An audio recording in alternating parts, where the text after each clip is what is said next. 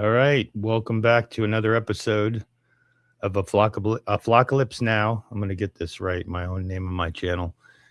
Um, yeah, so I decided to jump on and talk about something that was in the sermon this morning. And also, I figured I'd get a little more practice at doing this. It seems like the intro video is a little glitchy, so I was thinking about what Grimm said about maybe sharing a window instead or something along those lines. So I'll have to play around with that and see how that works. Let me see here. Let me see if this works without my screen going white.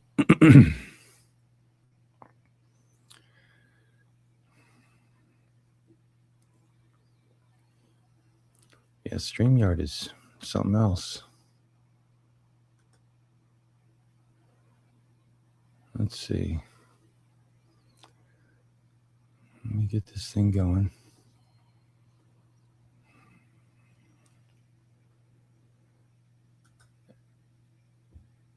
Unreal. This banner is out of control.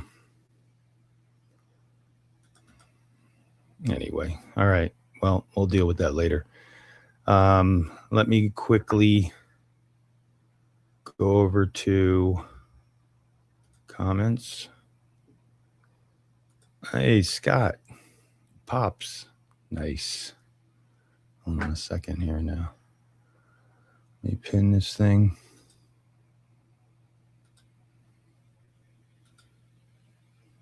Boom. There it is. Okay. So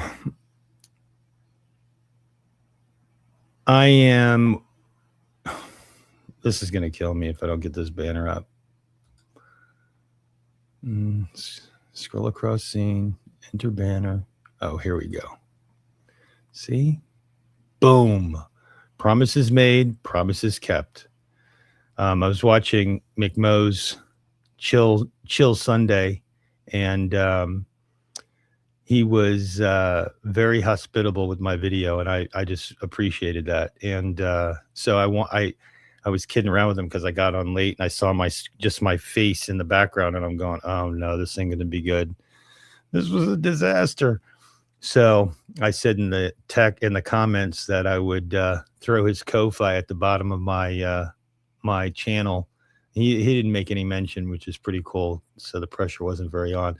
But I also put the General's Ko-Fi in there, so that way you guys can mess around with that a little bit.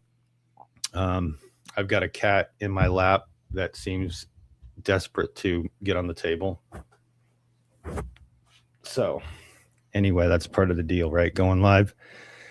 Anyway, it was pretty cool. And it was very humbling to have, somebody share your video and talk positive, which is encouraging.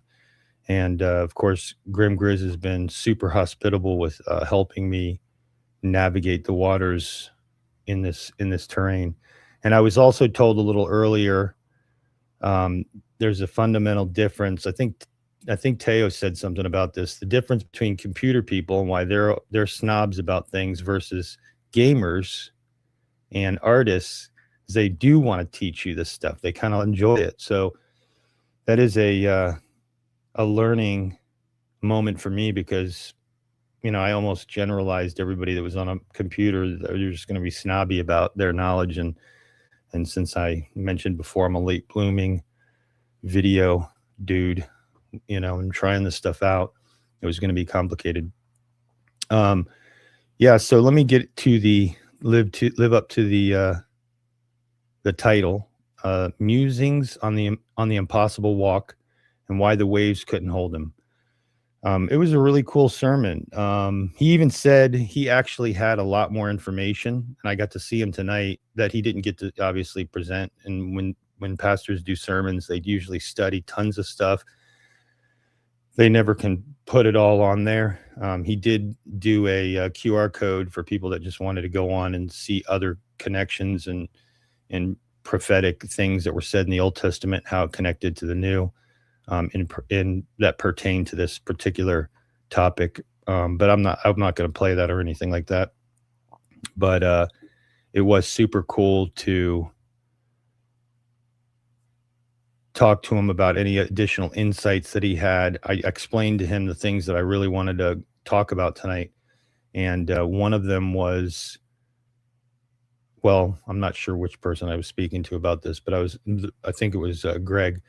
I was speaking to him and I said that one of the craziest things about these moments where Jesus calms the waters, it seems that there is this, there's always a moment of fear. And then all of a sudden they're just in awe. And in some cases, and early in Matthew, when he calms the storm, they're like, "What manner of man is this that even the winds and waves listen to him?" I think that's so cool. But after they did that, they were very afraid. It was like the storm. These sailors, right? They're not afraid of that, right? They're sailors. No big deal. I mean, not no big deal, but it's not like they haven't seen storms on Galilee crop up, right? That's one of the biggest things about Galilee and the mountains and how the wind rushes down and the change in temperatures and storms are known to pop up. And matter of fact, there's a connection with the water and the Israelites, and that's where the Leviathan comes from. That's kind of like it was a arena of chaos. And so the fact that he was showing up and commanding nature was expressing his divinity in plain sight to the disciples. And this was, I mean, I couldn't imagine, what that would have been like. Then the other cool part I wanted to talk about was the part where after he walked on water and climbed in the boat, Peter stepped out of the boat. He climbed back in the boat, and we can talk a little more detail about that. But afterwards, and he calmed the storm, they worshiped him. And I thought that's so cool because I had gotten into conversations with people that said, where was Jesus worshiped and stuff like that. I'm like, what are you talking about? The woman that was at his feet, anointing his feet, crying and wiping his feet with her hair. And then I forgot about this verse where the disciples worshiped him. I mean, and what that meant for an Israelite was you don't worship anything but God. So this was a huge symbolic moment where they were fully grasping now his divinity. And so I think that's super cool. I think that part of the verse is awesome.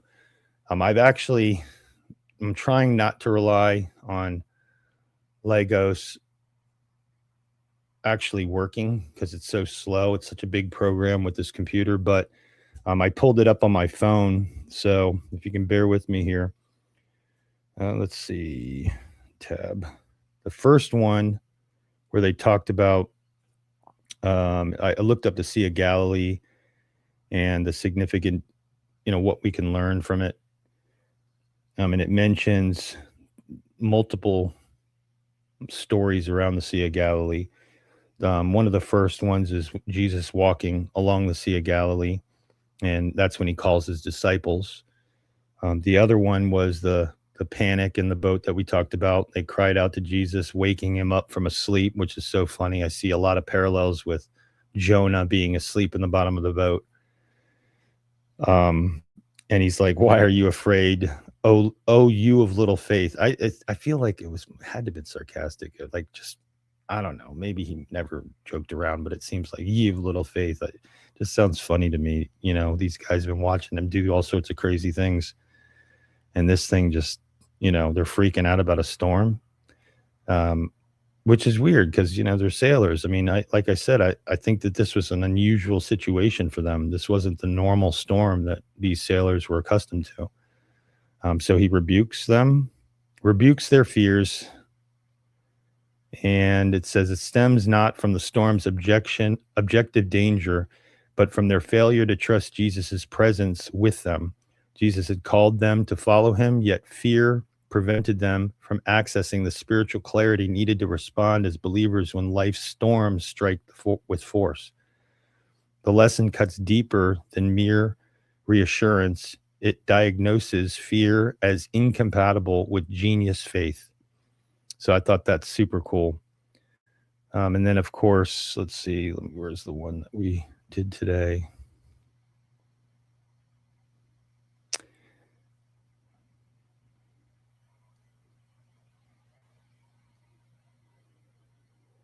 I don't see it. Key passages. Yeah. I got... This is how we roll. I'm getting side texts from my family saying they're watching, which is hysterical, because they're on they're like on a golf trip, so they're just in a hotel or whatever, and they don't know how this works, this live stream stuff. Listen, I'm not a professional. I'm new at this. This is going to be brutal. Some of the people from the TLC know full well what this is like. And as they say in the TLC here, which is this little corner of the internet, it's a steep slope. So you're going to have to deal with it. This is definitely not going to be your normal cup of tea for sure. I do find it funny, though, when I want to talk theology, the last thing people want to do is even talk about it. I go on live stream and I got my family watching. That's pretty funny, but I appreciate the support. So anyway, let me change this tab because the other one was cooler. Yeah, it says one of the questions that it was opening up was, what does Jesus walking on water reveal about his divinity? And Jesus walking on water functions as a theophany, a divine self-disclosure that reveals his authority over creation in ways the Jewish tradition reserved exclusively for God. And if you think back to Moses, because to them, that was probably the biggest person they would look up to, even probably to this day. Modern Jewish people, they kind of hold Moses as, the head dude. So the fact that God allowed Moses to have control over the water, but yet, which was different, right? He's asking God, help us, and God does something. And, Moses is they kind of attribute, his leadership in that role. So he calms the Leviathan, splits it open, gives them a pathway in their most fearful time. And then here Jesus is verbally telling the wind and the waves to stop. And I mean, what this would have meant to a Jewish person in that time was huge. I mean, it was very significant. So that connection is pretty massive. This connection to God's identity proves crucial. And one of his things that he appropriates the name is he in the Greek, it's Echo-ini, I think it is. I'm doing this by memory, so if I knew how to use logos quicker, I could probably find it. But he's basically saying, I am he. It is I. And he's hearkening back to the I am who I am. And that's another huge word that he was using, that the Jewish guys, these disciples, would have known what he was saying. So this connection of the control over nature plus the connection of what he was claiming about himself was so significant that it would just, blew their mind, right? And after that, that's when they worshiped him. I'm going to pull up. Let me pull that actually. Here it is. Immediately the disciples get into the boat. They go before him to the other side, dismiss the crowds. And after he had dismissed the crowds, he went up on the mountainside to pray to himself. When evening came, he was there alone, but the boat by this time was long way from the land, beaten by the waves, for the wind was against them. And in the fourth watch of the night, he came to them walking on the sea. But when the disciples saw him walking on the sea, they were terrified and said, "Is it a ghost?"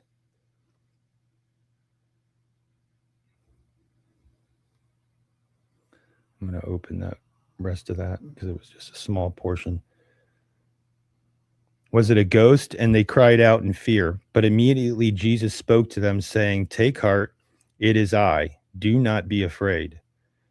And then it goes into Peter's walking on the water. We'll come back to that.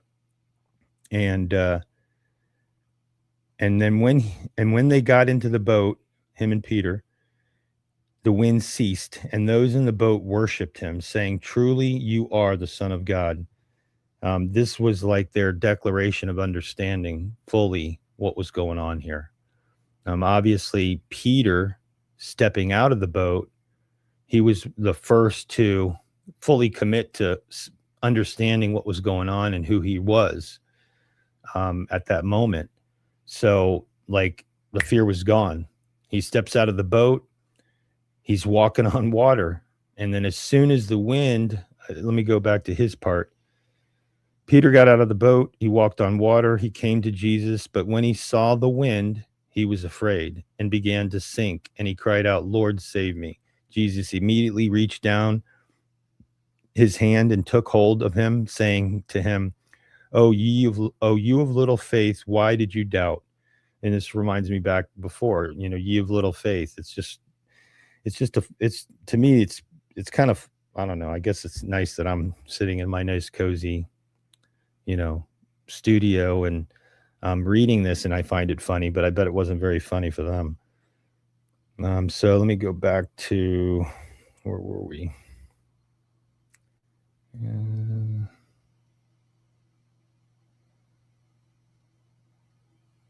I have to get rid of these tabs when I do this. We don't want dead air. So I think Scott's on his way home, so maybe he might jump on. If I don't even know, I can't tell if somebody's watching and who's watching and how many people are watching, but I dropped the link early and I pinned it so that way, if you did want to come on, you'll be able to pop in and I can let you in. Let's see here. There we go. Yeah, this is so cool. Logos is amazing. I mean, you ask any question you want, and I don't know if you guys know how Logos works, but it's an AI, with guardrails. So it has thousands, at least thousands. I was going to say hundreds of thousands, tens of thousands of books, theological books, commentaries. And what's cool is when you select something, it shows you a source, the book. So I could even tell you, hey, this is where this is coming from. So, and I would be willing to do that. So it's really, really cool to see how contextually accurate the stuff is, because you can even go back and select the Bible verse and it'll actually show you where they're drawing that information from, where the source is drawing the information from. So that's pretty cool. So this is pretty cool. Disciples responded underscores this theological significance. In Matthew's account, those in the boat worshipped Jesus and declared, "Truly you are the Son of God," treating him with the reverence due to God alone. This is what I was talking about. I mean, this is huge. Why they picked up the stones to stone him. The people that argue this Trinity thing, what he was declaring wasn't, "I'm equal to God." That wouldn't have been enough for them to stone him. But he was declaring to be God. So I know we have some Unitarians in the corner, and I'm not trying to cast aspersions. I'm just saying, to me, when I read the words being used when Jesus is claiming to be the I am, this is huge. And it was clearly huge for the disciples and how they responded by worshiping. And it was clearly, when the Pharisees picked up stones and were going to stone him, that seems pretty clear to me what he was conveying. He wasn't mincing words. He wasn't being, obtuse. Let's see, where were we? To reveal a glimpse of his divinity to his bewildered disciples, rather than a mere spectacle, the miracle attests to God himself as visited humanity in the flesh. However, scholarly interpretation varies on how directly this action proves Jesus' divinity and nature. See, this is what's cool about their AI. They're letting you know these people that are having these opposed conflicts with this stuff. When scholars across diverse perspectives agree, the act indicates Jesus transcends mere humanity and poses divinity. Some caution against overreading the action itself. Peter's own water walking provides a warning against automatic associating the action with divinity ontology, and the incident may instead depict an idealized messianic portrait, a messiah with authority over the sea rather than necessarily God incarnate. This interpretation tension reflects broader questions about how gospel presents Jesus's identity during his earthly ministry. And I think that was, what was going on at that time. Trouble is, you look at that time and what their motive was versus today's day and what their motive is. You could lump it all together and say it's all the same. I don't know about that. I mean, it's like I heard a debate online where the lady was claiming to be a Christian. She was debating a hardcore blood sport debater, and she would ramble off. He asked her how she reads the Bible, and she rambles off exegesis, eisegesis, and hermeneutics. And I was surprised he didn't push back on it. I almost wonder if he really knew to push back on it. Or maybe I'm not really sure why he didn't, but for these words, for people that maybe aren't clear, a lot of people in the corner know these words very well, but for those that don't, exegesis is reading out of the text, drawing out of. It's a Greek word. Eisegesis is putting stuff into the text. So you're bringing something from outside in. So I think that when somebody says they're eisegesising the text, I'm like, do they really realize what they're saying? I mean, literally, you're putting something in there that's not there. And this is why I believe what I believe when it comes to context and how it's important. I think I was told it's D.A. Carson that said first, a text without context is a pretext for anything you want it to mean. So that to me is pretty significant, especially when you're talking about the Word of God. If I'm reading, and this I use this analogy a lot, Philippians 4:13, this is my confirmation verse, and it gets misused all the time. I can do all things through Christ who strengthens me. People use it for, they're running out on a field, they have it maybe tattooed on their face, about something different other than John 3:16, and they're like, I can do all things through Christ who strengthens me. But the context of that verse had to do with Paul talking about him having abundance and joy, in abundance and having joy with nothing. It talks about a condition where he literally is, before you leave, I'm going to pop this up on the screen so everybody can see. That's my old man. Appreciate it, Pops. Sorry about the old man bit. Nicely done. Godspeed to the flock. That's pretty cool. Thanks for watching for sure. And my brother, since he didn't put any texts in there, I'll have to give him props for chiming in for a little while anyway. But anyway, back to contextual stuff about Philippians. It's like that reframes that entire verse. That verse is Paul specifically talking to people that are trying to help him financially. And I think that what's great about that is it gives us the ability to see, okay, I'm using this verse, and sometimes it can be a positive outcome, right? It can be a positive, like a Chinese fortune cookie. where you're using something randomly and sporadically, and it can have some beneficial application, and that would be homiletics, right? How it applies. Homiletics means that. So what's so fascinating to me about this is that you get, people that misrepresent passages in the Bible. For now, that's an innocent one, right? When people use it like that. But when people do it, we're talking about the Trinity and what God's actually saying, when Jesus says he's the I am, what are you reading into the text? Because what that means to a Jewish person is so significant. But from an eisegesis, where you're reading into the text, you're putting on whatever frame of reference you want onto the Trinity. I'm very low scholar. I think of Sam Tiedemann. He knows the opposite argument better than most people that believe the Trinity.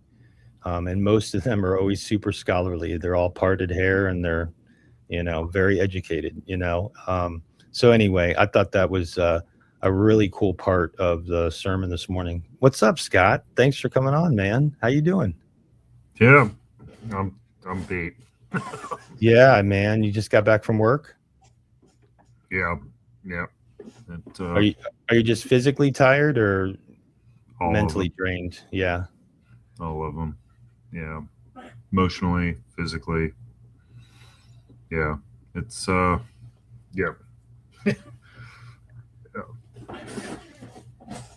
Well, you ever wonder? Go ahead. Yeah. I was just there was a little gap there where you got into the Trinity, but before that, you were kind of talking about their little faith. I wonder if we were under, because I think about this a lot. If I was living in a time of such oppression and a world that was seemingly written to be against me, you know what I mean? Would I be able to, or would it more richly impact me because it's so different than anything I've seen before? Or would I shun it? Because, even now I'm so tired and whipped and beat, but we use those words, but I wasn't actually physically whipped or physically beat. You know what I mean? Like, I was in the AC. I got shoes with memory foam on them. My teeth are brushed. Like, yeah, you know what I mean? Like, I just. What do you mean by oppression? So by the way, weak. You mean just the people or Jews in particular? Well, in particular, the time of Christ. All these folks. I mean, they're being occupied. They're being occupied by something that they believe with all their heart is antithetical to, everything that they do. One God, in an age where gods were measured by who was on top, like how small they must have felt. And trying to find the courage every day to continue to do how many laws of Moses are there? 500 and something? 600 and something, I think. 600 and something. Mm-hmm. Every single day. Just keep doing it. I don't know, man. I think it's really hard to sit in my seat and because I think about all the ways that I don't have faith. Like we got it pretty easy. And how easily I seem to be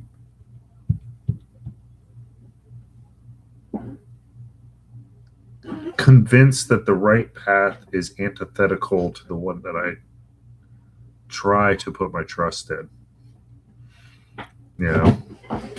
Get upset. Do you do a lot of I know you pray, I know you read, Hmm. And I'm assuming just like me, make an attempt to do it daily, right? Um, have you ever read like one of the coolest things about the Psalms is, I would say, with if reading a psalm every day in lieu of whatever you're reading, right? Like, in they have it in the Bible in a year and stuff like that. So, like, they kind of formulate stuff like that. But I think what's special is when you get to certain psalms, and this is why I like the psalm service that my church does, because they're singing the psalms, right? And by singing it, it's kind of helping my modern brain remember it and Hmm. memorize it. So, like, when things hit the fan, man, all of a sudden a psalm comes up. Like, I remember back to a psalm, right? And one of the psalms that they put to music, like they've done quite a few of them to music, and one that they sing kind of regularly is Psalm 129, and it's an upbeat song. But in the middle of this psalm, you have, all right. So the chorus is, "They have greatly affected me from my youth. Let Israel say." Now this is an ascent song. These are guys. They're on their way to Jerusalem collectively in these groups, caravans of people walking to Jerusalem, traveling with family. Kids are singing it along. So it's kind of like that kind of vibe. So they have greatly affected me from my youth. Let Israel say, they have greatly afflicted me from my youth. Yet they have not prevailed against me. The plowers plow upon my back. They make long their furrows. You know what that is, right? You're a gardener. The plow. Oh, okay. Yep, I So do know what that is. so it's a vision of digging into his back, right? That's what they're talking about. And it says, "The Lord is righteous. He has cut the cord of the wicked. May all who hate Zion be put to shame and turn backwards. Let them be like grass on the housetop." My pastor, he's explained this psalm so many times, so that's where I'm drawing a lot of this from. Um, their roofs were flat. Birds would, fly on top of roofs, drop seeds. A little bit of grass might spring up, but it wouldn't last long, right? I mean, you'd have these little scrap, but you couldn't go harvest anything on a roof, right? So it would wither and die too fast and all that stuff. So they say, sorry, let them be like grass on a housetop, which withers before it grows up, with which the reaper does not fill his hands, nor the binder of sheaves in his arms, nor do those who pass by say, "The blessing of the Lord be upon you. We bless you in the name of the Lord." So it's like they're comparing these people that are persecuting them being these temporary little shoots that are insignificant in the whole scheme of things. And then in the song they go back to the beginning every time. They have greatly affected me from my youth. Let Israel say, they have greatly affected me from my youth. And I just think of it, it sounds got to be so cool, the memory that they had for the Psalms, and that it was readily on the tips of their tongue. Yeah, the show The Chosen depicts a lot of that, right? And I Mhm. don't think it's as accurate with the fact that, like, there were girls that were like, "I wish we knew the scriptures as much as they did," because the guys that started scripture, and then they start all of them in sin, in sync, were saying the scripture. And I mean, I know that men mostly were the ones that were, being trained and learning about these things, but you got to think of these families on the ascent to Jerusalem. They were singing these songs, right? I mean, these are songs and prayers. So I just think that's so cool. Mhm. You know, it's like, and there's tons of those psalms that are like that, where it's like, and I think that praying a psalm and kind of putting, I think I said this with Claire when I was on with her about Psalm 22. about there being three perspectives, right? Like you think about it. Yes, David, right? He wrote that psalm. So from his perspective, right, and what he was forward seeing about the future Lord that he talks about, but then also through the eyes of Jesus, because he clearly was praying the Psalms, and then and knowing it's about him, and then from our perspective, where we are, the fact that Psalm 22, gosh, you almost looked at, when you sat down and popped on, exhausted, right? I mean, he's talking about his bones being out of joint. Now, clearly, this is the prophecy of what was going to happen to Christ, but he's so downtrodden. So, from David's perspective, he's, I'm exhausted. All see me and mock me. Their mouths, they make their mouths at me. They wag their heads. He trusts in the Lord. Let him deliver him. Let him rescue him for his delight. And I just think it's awesome to sit on those verses and get comfort. When I am feeling like I'm feeling, kind of like what you were saying. That desperation and that faith, like, oh, I'm weak. The start of that psalm, it's highly talked about, right? My God, why have you forsaken me? Why are you so far from saving me from the words from the words of my groaning? My God, I cry by day, but you do not answer, by night, but I find no rest. Yet you are holy, enthroned on the praises of Israel. So I just think that's so cool. These Psalms have such rejuvenation to the soul in times of stress and trial, and even our interactions, right? Like when we link up and we're talking, and it's super cool, right? I mean, I don't know. When I get done talking with you, I'm always like, I feel really good, like get around about the VNA, virtually not alone. I mean, there's people that want to talk about these things, and some of them need, like me, need more talking. I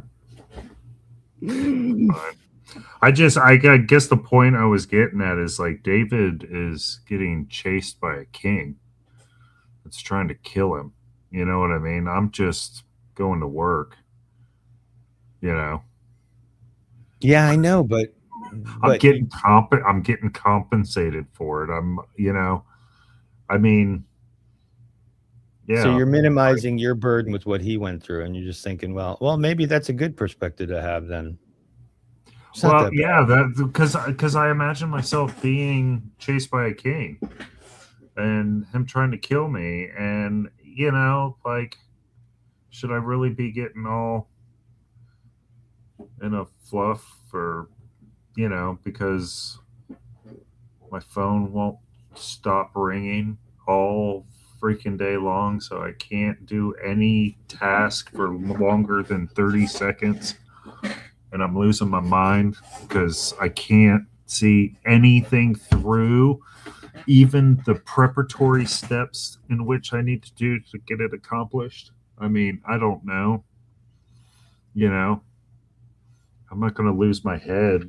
I might lose my job, but there'll be others. Yeah, I'm just like, dude. I used to take. I was so prideful when I was younger.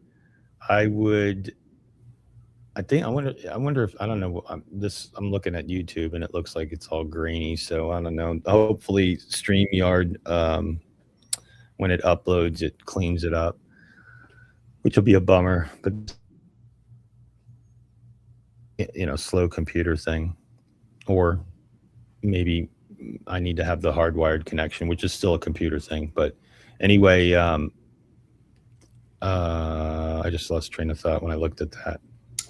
You haven't gotten it hardwired in yet? Oh no! But what were you talking about before that? Just my sense that my struggle isn't that real. I remember. before I was 20, so I'm partying, right?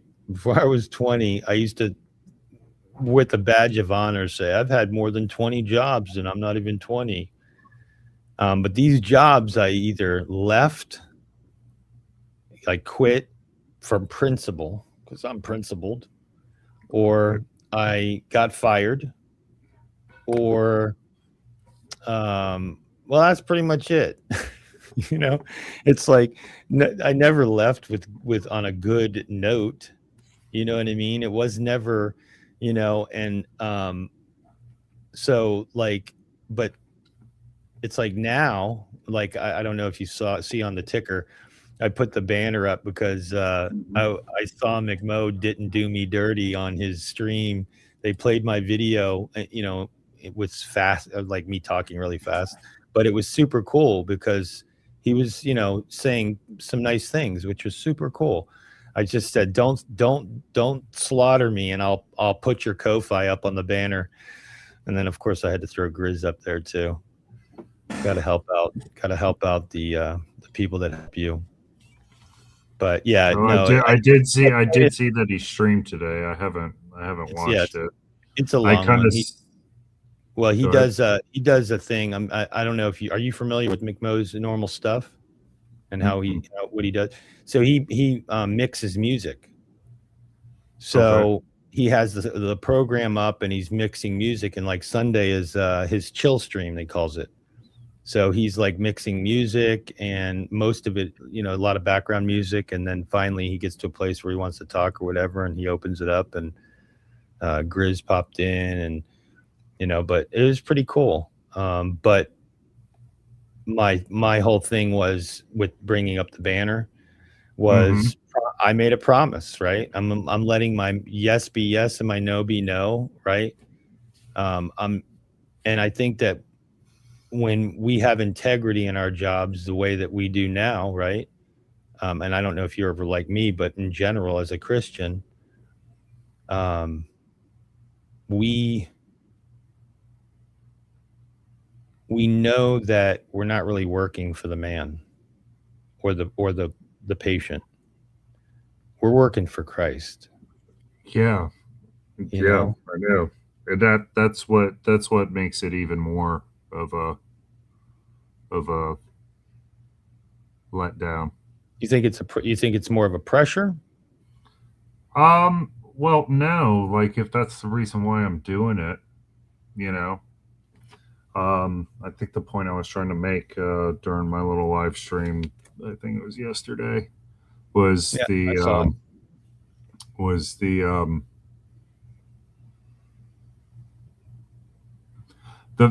fact that I can't, or I would, can't's probably not even the right word, because ultimately it's, he gave me a glimpse into how he was using me and how the struggle was bringing about some good in the world, right?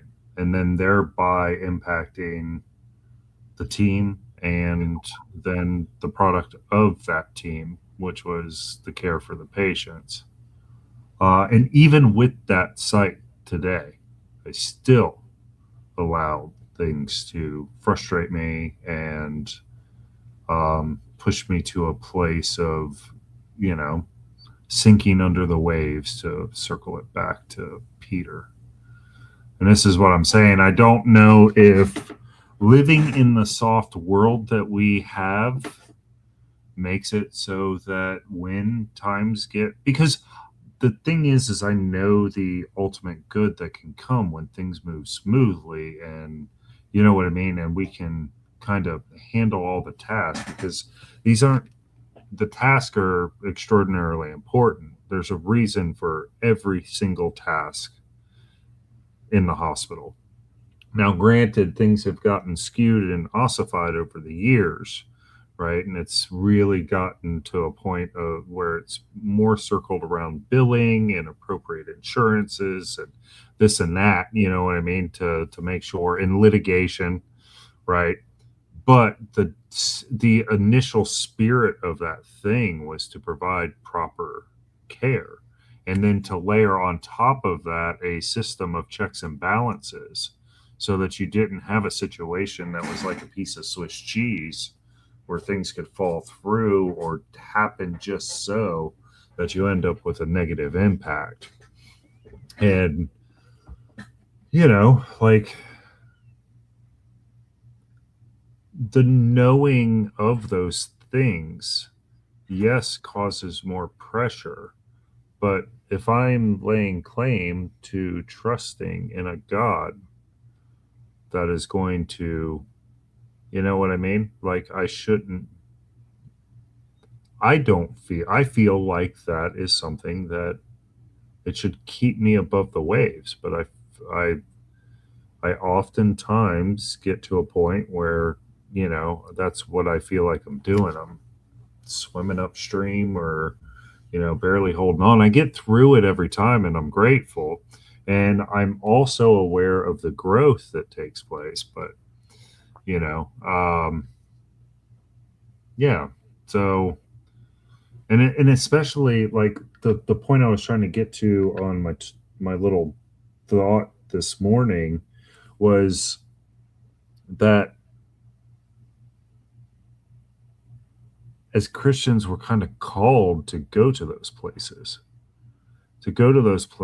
where it's making the shift, where it's going from a good, Luke talks all the time about the Antichrist and Christ and how it's just a small miss. Like, uh, I'm still kind of mulling it over in my head, but I think that's something what we're called to do is get into that position so that it doesn't miss. You know what I mean? It's this one person had this crazy beautiful image of Christ on the cross. And I know that's kind of morbid, but his envision, the way he framed the picture was instead of him hanging down, right, like trying to hold up his weight, it was like all the evil that he's holding back from us up on the cross, right? And that's the vision. And if I can't even, you know, not get frustrated over a few phone calls and a couple people giving me bad attitudes and, you know, a handful of extraordinarily weird situations that you don't see every single day in a 20-year career. Like, you know what I mean? Like it, and it's not Saul chasing me down with a group of men to try to kill me. It's No, just but if these you think about it, mundane modern things. who's behind Saul?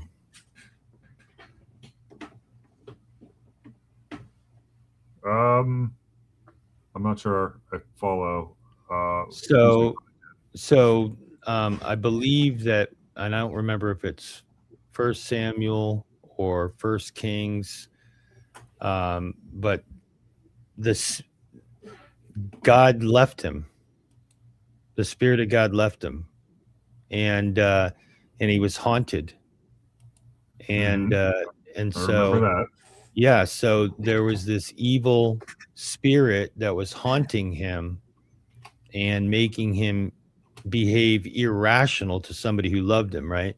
So, although, yes, it's not a king chasing you, but the same, we talk about, what is it? Powers and principalities. We talk about, we're not fighting a earthly battle here. We're fighting a realm that's not, it's not here. And so whether it's a king chasing you or whether it's somebody in your life that's created, and I'm not saying they're not Christian or they're whatever. I'm just saying that Mhm. Yeah. they're being motivated by this realm that is out to get you, just like that. Now, yeah, okay, maybe there's not a direct threat of death directly, maybe not, right? And maybe there is in a different way, right? I mean, I've worked with people that literally sabotaged me at a job. You know what I mean? On purpose.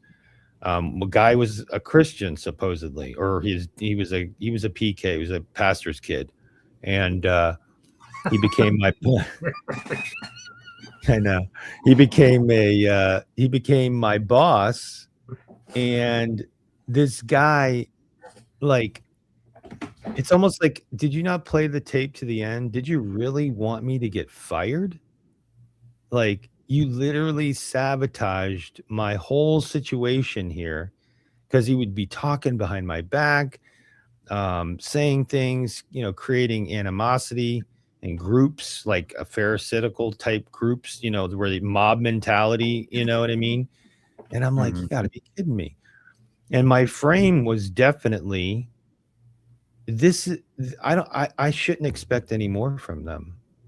You know, um, in our Reformed tradition, one of the things is that I'll never forget it after the Olympics when they did that, Last Supper trans play. Yeah. Yeah. Um, I went to my pastor the next day. I'm going, do you believe that? What? And he looked at me and goes, why should it even surprise you? And I'm looking at him and I'm like, he goes, we're sinners.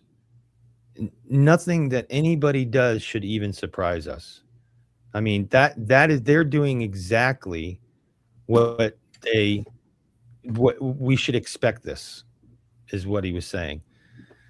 And I just kind of was like, wow, that's a totally different frame of, way of looking at this thing, like, I had this outrage and, like, oh, it's Mm. blasphemy, and, but then I was like, yeah, he's right. And this is the greatest part about, why I'm in the tradition I am, is because I do see total depravity the way that I do.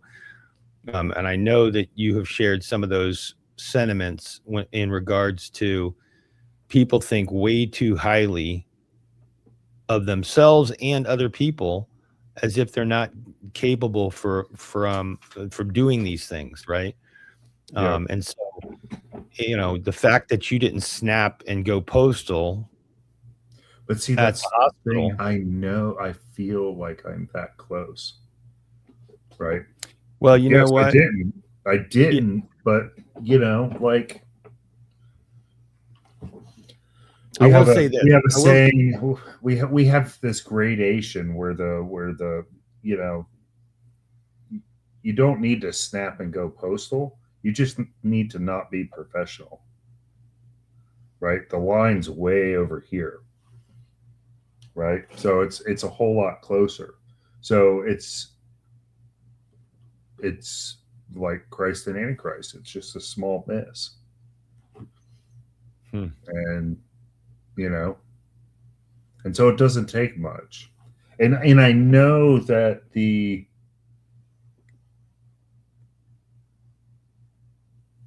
I know myself well enough in its his total depravity, my total depravity, that I know my own triggers. And so when I'm allowing these things to take hold, to your point about being a spirit taking over me, I Influencing you, I would say more so. yeah, but it's like, and I can even sit here right now and tell you probably the reason why is because of selfishness.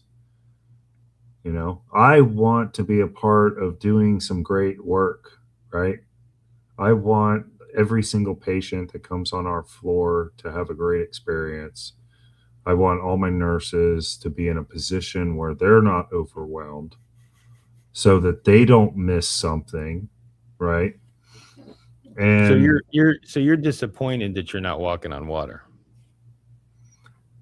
you could say that because Now, because in the story they get rebuked for not having enough faith.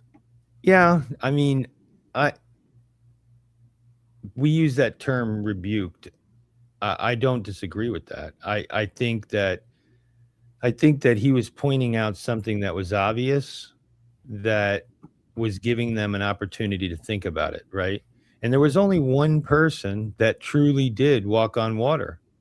Peter walked on water for, like, what, a New York Yeah. second, Mhm. so it was showing something, I think, even greater than the fact that this is going to happen. Plus, in AA, they have a saying that expectations cause future resentments. And what I do is I have unfair expectations of people when I develop a resentment about them because I'm expecting all this to go smooth as if I have any control over it. And I mean, you think about it, we get a flat tire, it's a disaster, right? Oh, you got to be kidding me. This is putting a huge monkey wrench in my day. But yet, if we truly believe God's sovereign, this is scripted, man. He knows why he has me have a flat tire, why he allowed that to happen. Now, it could have been my poor responsibility of paying attention to my tires. There could be a whole bunch of other factors that played into it. A nail in the road, whatever you want to call it, doesn't matter. What ends up ultimately happening is I may run into somebody or that I needed to interact with, you know, or somebody calls me and I'm like, oh, I don't want to pick this up right now, but I do it anyway. And I'm like, wow, that was really awesome that I was able to either help them out or they were able to help me out, you know? So, it's like if we believe he's sovereign and we believe that, there's a reason for all of this stuff, I think it helps me be that's what's so spectacular about loving his sovereignty is knowing that no matter how bad I'm humanly seeing things, gosh, it's so amazing to know when I read scripture and I can see how his plan is inconceivable to me, like just completely inconceivable, you know? Um, I mean, I can only imagine what it would be like to be in heaven and have, people come up to you and say, "Hey, man, this impacted me. You don't even know it, and I just wanted you to know it." And you're like, "What?" Like the stuff we don't get to see, like if you're able to Right. help someone out. But, I do recognize that being in the healthcare industry, I would think it's got to be tough because I would say that you probably had a motivation of feeling fulfilled and like you did good for the day. You helped people out and you made a difference and all that stuff. But remembering that it's really not you making the difference, you know, No. and however No. it's going to happen, it's going to happen. But I wanted to circle back to, you know, I do think sometimes God reveals stuff to us from the Holy Spirit where if He doesn't want you in certain places, you know, and I'm not saying you should quit your job. I mean, this is why I am probably. This is so funny, right? I don't have a career, not a career, not a big boy career. Where I got a degree or I got schooling and I did this thing and this is my job and this is what pays the bills. That I'm fortunate enough to where the idea of changing directions is a lot easier, right? For me, I'm not as handcuffed to stability and I do really feel for people that have careers and the idea that a particular job either isn't living up to what they thought it was going to be long term where they're at, but where are they going to go? You know what I mean? What are they going to do? Um, Well, but that was like part of it's what I spent the last 5 years doing was exploring other options. I've been back in the hospital for just about a year and a half now, but I was out flipping houses and seeing patients kind of on the side, in their homes. that's what I was going to ask you. What about adjacent? Like instead of being involved in the hospital stuff, there was a girl I dated when I looked her up not long ago. Whatever, she works for like these home nursing services. So like, she has a small business. Well, she's part of a small business, and it's a group of them that have a clientele, and they basically in their own car they just go to these places, and her was occupational therapy, but And I don't know what your specific thing is, but I mean, is there anything like that, like where you like That's what I was something? doing. Yeah, yeah. So Yeah. but it wasn't profitable. It wasn't like there wasn't enough of that kind of business. Well, I mean, that was so I've been through a few transitions, and I was at a transition period of at the time, and I really felt like I was being called to go there. Um, I didn't really even want to fill out the applications, but I felt the pull of the spirit to throw out the applications. I got hired for two positions at the same time. I chose the one that was a little bit closer to the house and also day shift instead of night shift. And like I said, I felt very strongly that he said, I'm going to get you this thing, but it's mine. And I don't doubt that he's trying to teach me something here. I just, I get, and this is in part because I'm doing a whole nother new addition to the thing. So it's a little bit of imposter syndrome that I'm trying to battle through as I'm learning the things. I really like, I mean, you guys have seen now how I learn things. Like I'm taking notes, I'm delving into it, I'm chewing on it, you know, praying about it before I go to bed, you know what I mean? And then kind of delving into the thing in the morning as I'm going to do my work thing. So, but the thing that I think is probably the most frustrating is just the speed at which things come at me, that I don't get those opportunities to chew on things. Oftentimes, if I've been well trained, it's actually a benefit to have things coming at me fast because then I don't overthink them. I'm just hitting the Yeah, thing. I get But when that. I'm learning something new, like, I like to have some time to, you know, learn the thing instead of just, ugh, go. Don't mess Oh, up. Oh, by the way, the stakes are real high. If you yeah. mess up, you know what I mean? So, Well, yeah, because if it's any, I don't think the thing is a move. Although I haven't prayed about it because I do think he's teaching me something, and I just get, like I said, Christ gives them a lashing for not having faith, And you spoke about it. This wasn't like, maybe it was a real bad storm or whatever, but he was sleeping. He was chilling in the thing, and he's like, "What the heck, guys? Have you not seen what I've been doing?"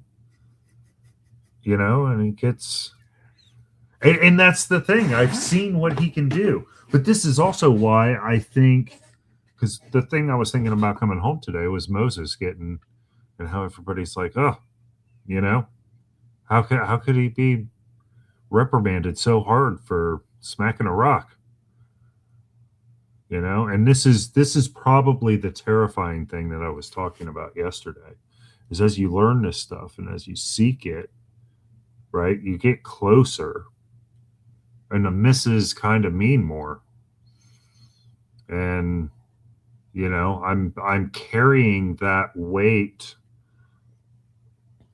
maybe improperly, but I'm trying to be reverent about it as well, where it's yielding, because even in today there were a couple of situations that took place, and I felt him go, I got this, right? And it worked out, like, in a way that I had no idea was going to happen, like, none. Like, I had, okay.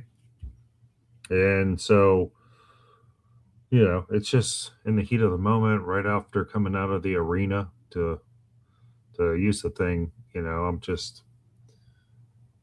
yeah, I'm just tired, and I can relate in this story. I can very easily relate to the disciples and how, despite having seen all this stuff, right? I can still be that person of little faith, and it's, to be honest, it kind of sucks. It kind of sucks, you know. Yeah, I I feel get like that. I should be, I feel like it's, you know, It's but then like again, doubt is part of it, and I mean, it's like, the old, what, I don't even know, colloquial, analogy, whatever you want to call it, mhm, where they talk about how to get gold out, right? How to get it the most pure, right? It's from the fire. mm, So, knowing this too shall pass stuff is pretty. I mean, it's kind of, it's like, another thing. I hate to keep bringing up AA things, but what's neat no, about the gratitude list is when you're doing those lists regularly, it's really hard for me to look at all of the disasters, all of the stuff that isn't going the way that I desired to go. Um, this day it was bad, or this week or this season it's bad. It's not where I want it to be, you know? So it's kind of reassuring to know that, um, he's not going to stop the work he started, right? I mean, that's the greatest part about it. I think yeah, that's, I don't believe that either. I don't believe he's going to stop. I would agree with that. Um, yeah, I think gratitude it's, I list. think it's cool that, though, that you're able to even share it. I mean, I have heard this. I forget where I heard this from. It's one of those things where I just things bang around in my brain. But they were talking about dudes Me too. versus women. Yeah, it's like I wish I could Okay. cite everybody that I quote, but, dudes versus women, right? Guys, deep down, most guys in their fields that they're working in are desperately afraid of being found out that they're not qualified for where they're at, which is fascinating to me. Like, why? But it's like we're always shooting for, something that is more. It's a little bit more, a little more responsibility, maybe, you know, more leadership than we feel we're comfortable with. Whatever the thing is, but deep down, like if anybody actually knew how you felt about your confidence in your ability, but then just the other day somebody's telling you the ease at which that you know what I mean? So you have this leadership ability.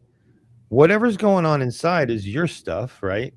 Because outwardly, there's results that other people are seeing, but yet, Hmm. it's hard to not do that. I do that to myself all the time.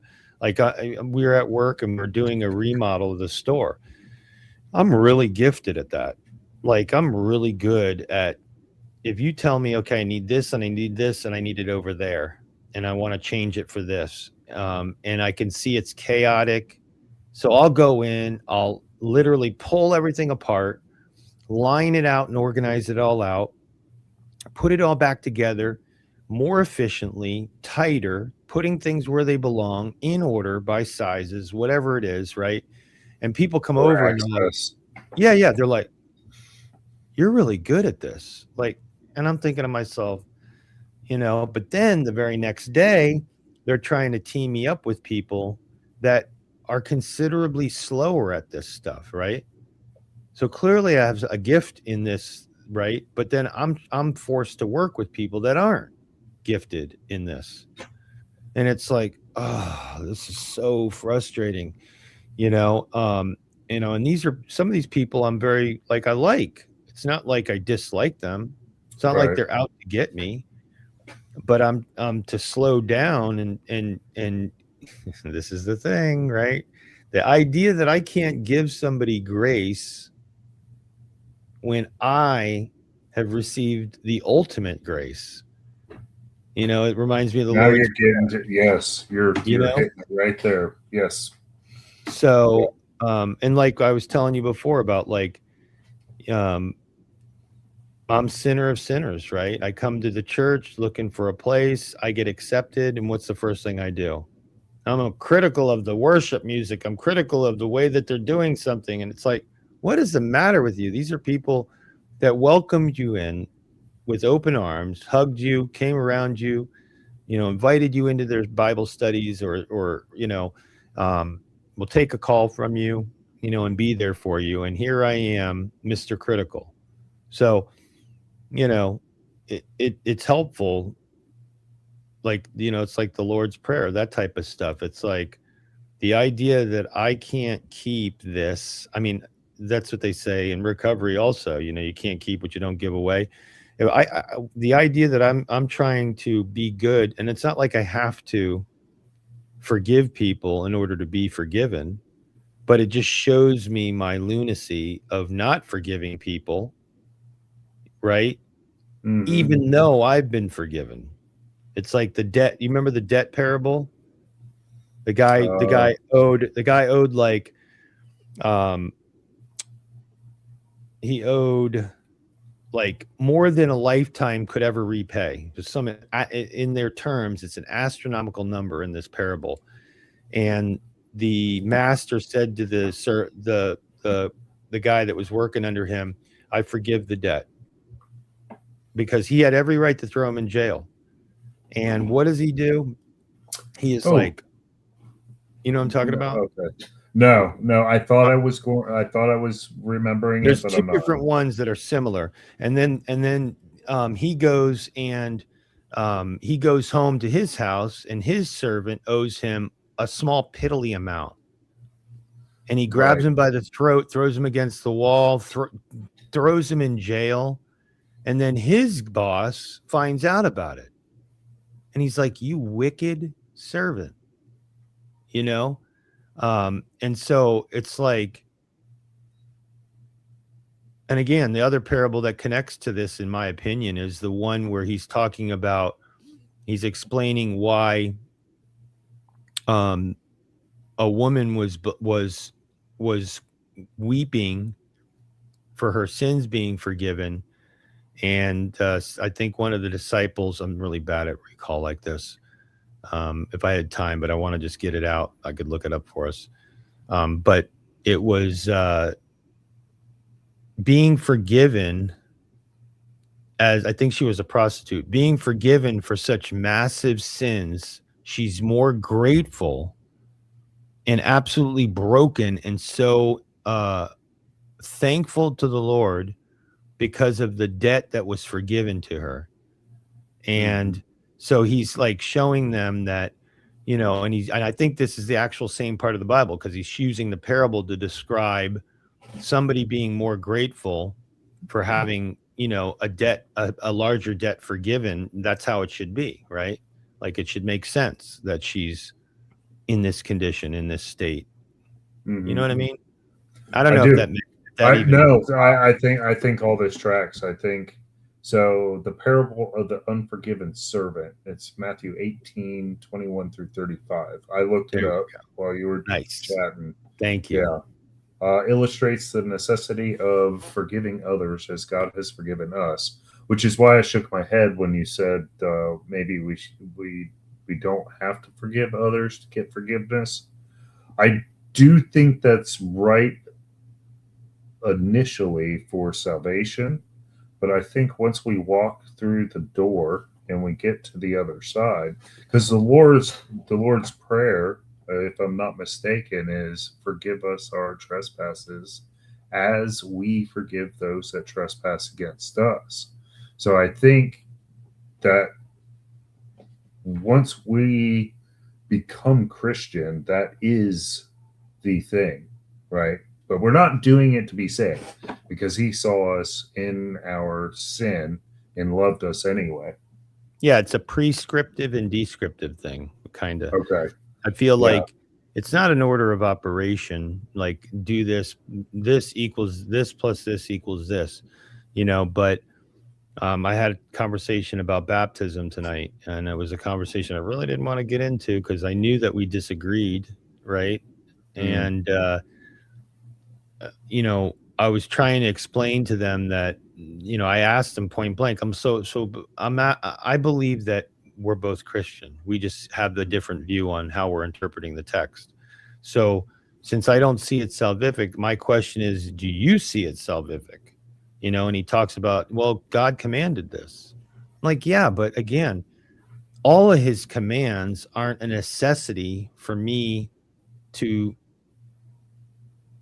receive the grace that he's given me. It's not a necessity for my justification. My justification is what spurs me to desire to do these things, like baptism and Yeah. evangelism and praying and loving my neighbor and loving God in all of this, the big umbrella, right?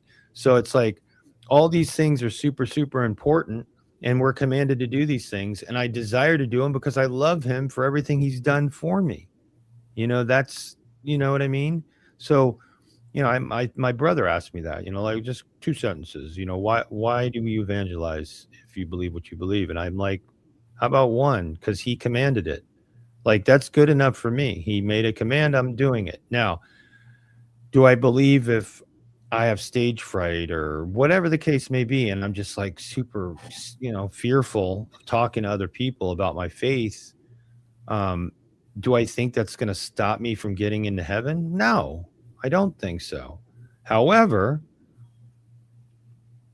I do think there's a benefit to him blessing me with the gift of gab. It would be foolish to believe that I could just stay in my little shell Right. and not express the gospel to people. And I think that's what it comes down to, reminding people of the sin salvation service, the uh the the actual gospel message, not all of the other stuff that gets hijacked into the gospel as a prescription of salvation. Does that make sense? Mm-hmm. Yeah, I track that very nicely. Yeah, that's a bummer though. I don't like that you feel, at that point. But I also know this is fresh. You just got off the job, so sometimes it gives you an opportunity to chew on it a little bit and think on it and talk to another brother about it, and it might be a few days that this has been like this, but I do think that sometimes, yeah, he may have you in a place for a reason, and I know you've already tried once before doing different paths and avenues, but I mean, keep your eyes open, as to another opportunity, another possible niche that would be perfect for you, as a possible scenario. I mean, obviously, as we're working, we're going to continue to try to be Christ-like, try to use the stuff we're talking about right now to help have a better frame of mind and a better frame of attitude of how we're receiving some of this bad stuff that happens on a daily basis. But, also, you did say you haven't really been praying about it. You know what I mean? Like, bring it to him. He loves hearing our needs, right? He loves it. I mean, Well, so when I'm at work, I'm probably doing more praying than any other time of the day, right? It's like, that's why I was able to hear him go, like, it's fine. I got this, But I yeah. also think he's, for whatever reason, letting some of this stuff grow a little wild. And I think there's probably some lessons, but oftentimes the lessons that he brings to us are a lot harder than we can bear. Uh, one of the things I've been thinking about is, I don't think the Bible says that. Well, He'll so never give us more than we can bear. Well, correct, but that doesn't mean it's not going to hurt. Like 100%. Like because childbirth. oftentimes he points to some stuff in me that I go, oh, no, I like that. No, what do you mean? Are you sure? Are you sure? But it's like you said on the other video. You said with using air quotes on sin, and right. Did you say God wanted you to sin? No, he was air quotes in. I know, and I totally told him. I straight up, I was like, no, in the chat, I was like, no, bro. He used air quotes. Rewind it. Go look at it. He was expressing, you were expressing, for people that didn't watch that, you were expressing using God told me to do something. No, like kind of like almost self-manifesting, a conversation that was going to ultimately do what you really wanted it to do. And it wasn't doing. If I'm not, I hope I'm not framing. You can probably explain. It was basically to go somewhere most people would say you shouldn't go. I don't want to. Yeah, but I'm being called to do this. But I was battling it too, because I was going, no, why would you tell me to do that? It's especially because it was at a very pivotal time. It was shortly after my mom had passed. And so I was already probably stepping a little too far over the edge already. And so for me to sort of hear that but it immediately ended up putting me in another position after the air quotes in, after I was led to follow down a road that I, wouldn't want to go, because I liked my guardrails, because I know of my incapabilities, let's say. And so I don't want to be tested too bad. I know my triggers, I know my things. So, but then right after we did the thing, it put me in a position where I was able to, for lack of a better word, save somebody. It wasn't bringing them to Christ or anything, but it was, it was pretty important. And so in situations like that, I think about, I would liken it to something like Jesus talking to the Samaritan woman, right? It was seen as not appropriate to do that, and he did it anyway. So, yeah, but he wasn't telling me to go, I don't know, kill someone or something. I got you. I will keep it vague. It was funny because, but that's just something as small as that gets misrepresented. It's like if you're just listening and you didn't see him air quote, you totally missed the picture that he was painting. Yeah. But no, I mean, I think that's right. I mean, I don't know. I think this is what it worries me about people that are too angels and demons, because it's like everything is, and again, I'm not saying it isn't. I'm just saying when that's the frame of reference you're using, and then all of a sudden you feel like you're being attacked spiritually. Okay, you might be, but you're hearing from this, like, what do you mean? Jesus, or let's just say God does not tempt us, but he allows us to be tempted, right? Mm-hmm. But we know we're gonna do what we're gonna do. That's our free will, right? I mean, it's we're not perfect, but the joy of the substitutional atonement part is that God the Father sees me as perfect already because of what he did for me. So it doesn't mean, like Paul says, does this mean we should sin all the more? No, let it not be. Like, absolutely not. That's not what is being conveyed there. He's just explaining that when we are a new creation in him, we have this heart that's desiring to do better. And sometimes I think we want to do so much better than we think we're even capable of doing, and give ourselves. I wanted to tell you, I forget, I think I wrote it in a comment. I wasn't able to get on when you were sharing. Have you ever read the Ragamuffin Gospel? Dude, it's an awesome book. Awesome. I don't read very many No, books. you can get I an read this one. audio book. It's Is it's it a free? great. Yeah. Well, I don't have a Kindle. I don't have. I'll actually Maybe I have to should. look it Maybe I up. should get a. Maybe I should get an app because I really did enjoy listening to the George MacDonald Fantasia. I can't say it properly.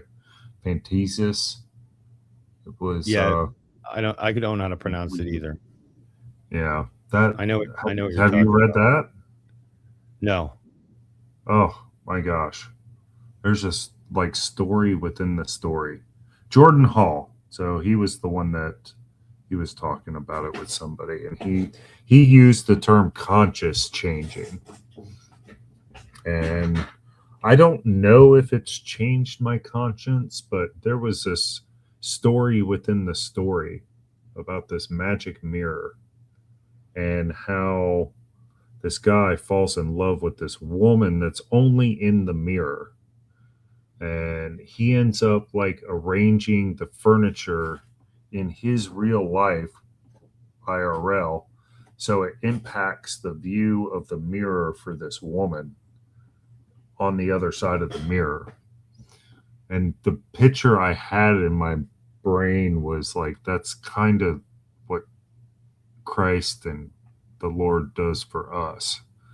Like we don't ever get because in the story, and I haven't totally conceptualized it, but they basically say that they never get to kind of see face to face or something like that because of the way the mirror kind of looks toward something. And so that reminded me of how we never get to see the fullness of God, but he's still rearranging my life in my room. You know what I mean? To give me what I need and to use your term, make you more perfect. It was pretty moving, and that's what I kind of point to with these things. I guess it comes down to it's a whole lot different walking the path than knowing the path. You see the private studio chat? It doesn't come. Yeah, it doesn't come up on YouTube.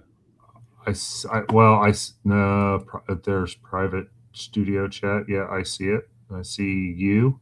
Yep. See what I sent you? Send your email here. Yeah. That way it's not broadcast all over the internet. Although I've done that 1,000 times. I'm surprised I haven't gotten. The only reason why I got people's emails is because some of them have them on their YouTube channels. Yeah, Luke's is at the bottom of his name on every stream. Yeah. That's pretty handy. I probably should be a little more. Well, I think I have a Flock in the Fold one. So Flock in the Fold at Gmail. That's pretty solid. So you have an iPhone, right? I think you said that. Mm-hmm. Mm-hmm. Yeah. But it's not. Yeah. You see it there.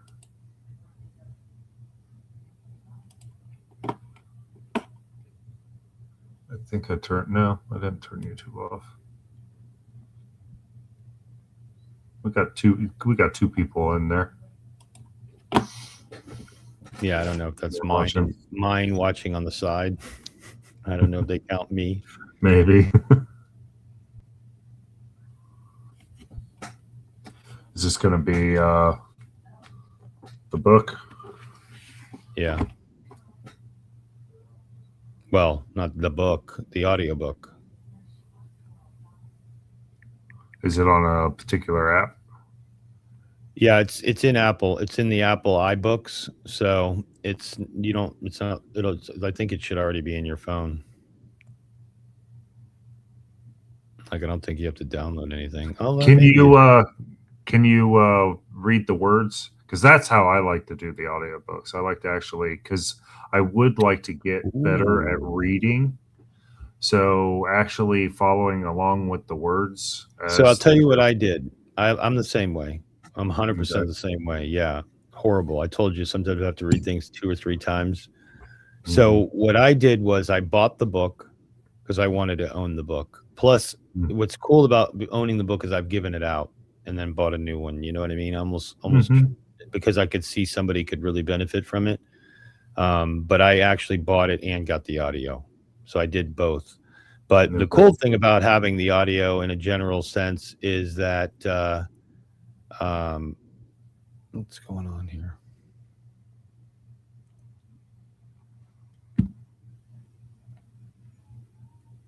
Mm. About audio is that you can constantly go. You can, and this book isn't so big and so long that you could be out there working and Mhm. listen to it, and then you can listen to it again or whatever. Next time you want to sit down and actually read while you're listening to it all over again because you're doing a more in-depth study. You know what I mean? Mhm. I've been trying to read Miracles, but That's man, great. it's just like it was crazy because I ended up reading which one did I read? I read so I got C.S. Lewis and It's got all Surprised by four or five. Joys, Reflections on the Psalms, The Four Loves, and The Business of Heaven. I believe I Ooh, read Reflections on Psalms, and it took me a while. It wasn't crazy because I heard that Miracles is like one of his hardest ones to read, and I actually went out and bought it because it's not in that volume, and I also bought the George MacDonald. But anyway, I ended up finishing reading the reflections on the Psalms, and I ended up jumping into Plato and reading.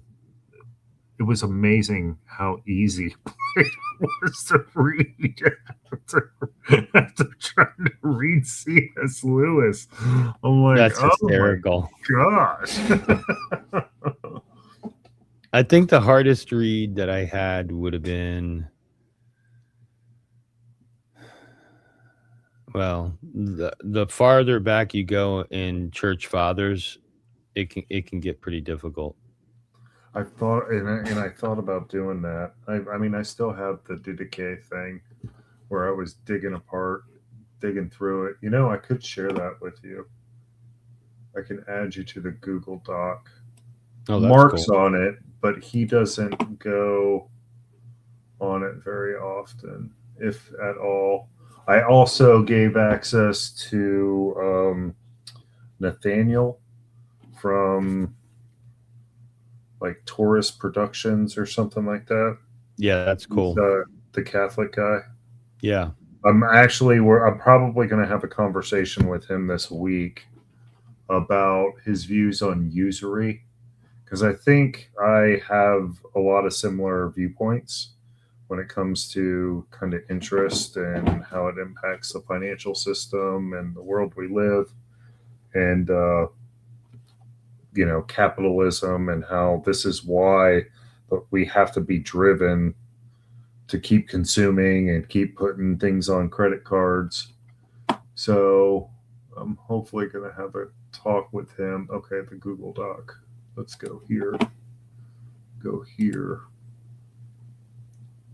I don't think I have your email though, do I? Oh, really? Hold on.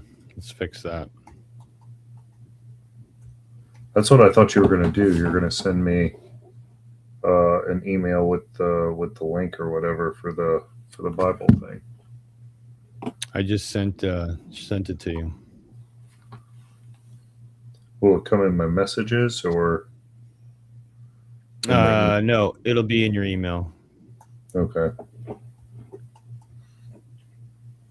All right, cool. And Boom. There's my email. Well, yeah, I'm wondering if it'll be in your email, but I don't know if my email will be on the email. It might very well be, but it's probably going to be the iCloud one. Anytime you do something through the phone and you do a quick share and you don't actually inspect it, it'll sometimes come up through the iCloud instead of as your handle. I was talking with Matt oh, okay. in an email. Did you get it? Yeah, I just got the audio book. Cool. So now you got it. Now you can listen to it. And like I said, if you If you go through it and you like it so much, then buy the book. But you'll always have the audio, and then especially if you want to dig into it. But I think it's one of those books that aren't as big and heavy as the stuff that we're we're trying to hammer out, like, C.S. Lewis Miracles. It's not quite like that. Going So right to the steak with no teeth. yeah, yeah. But the cool thing about Brennan Manning is that actually, you know who he inspired? The Mhm. singer from Mercy Me. Oh, Did you okay. watch? Did you watch that? I Can Only Imagine, the movie. No, but It's I his. know the song. The It's his songs made me story. cry more than once. Yeah, of course. Yeah. His story in that he actually the movie just came out with a sequel, which I'm kind of like, what, like, wow, because his original story is pretty phenomenal. I just can't imagine how much more development that he's had in his life. That, you know what I mean. That's pretty cool. But yeah, Brennan Manning is a fascinating character. Actually, does it have? Yeah, here we go. Many believers feel stunned in their Christian growth. We beat ourselves up over our failures and, in process, pull away from God because we subconsciously believe He tallies our defects and hangs His head in disappointment. In this newly repackaged edition, now full appendix, blah, blah, blah, author one epilogue, Ragamuffin. 10 years later, Brennan Manning reminds us that nothing could be farther from the truth. The Father beckons us to Himself with a furious love that burns brightly and constantly. Only when we truly embrace God's grace can we bask in the joy of the gospel that enfolds the most needy of His flock, the ragamuffins. And he expounds on the ragamuffin, where he came up with that term. But so I forget the guy's name for Mercy Me. He was given the audiobook. I think actually, him and Michael W. Smith did the forward for this book, I think. Really Yeah, and in the audio you get to hear it. nice. I wonder if I can play it in here without getting any kind of dings. It's wrong. It's just the what do you call it? It's just the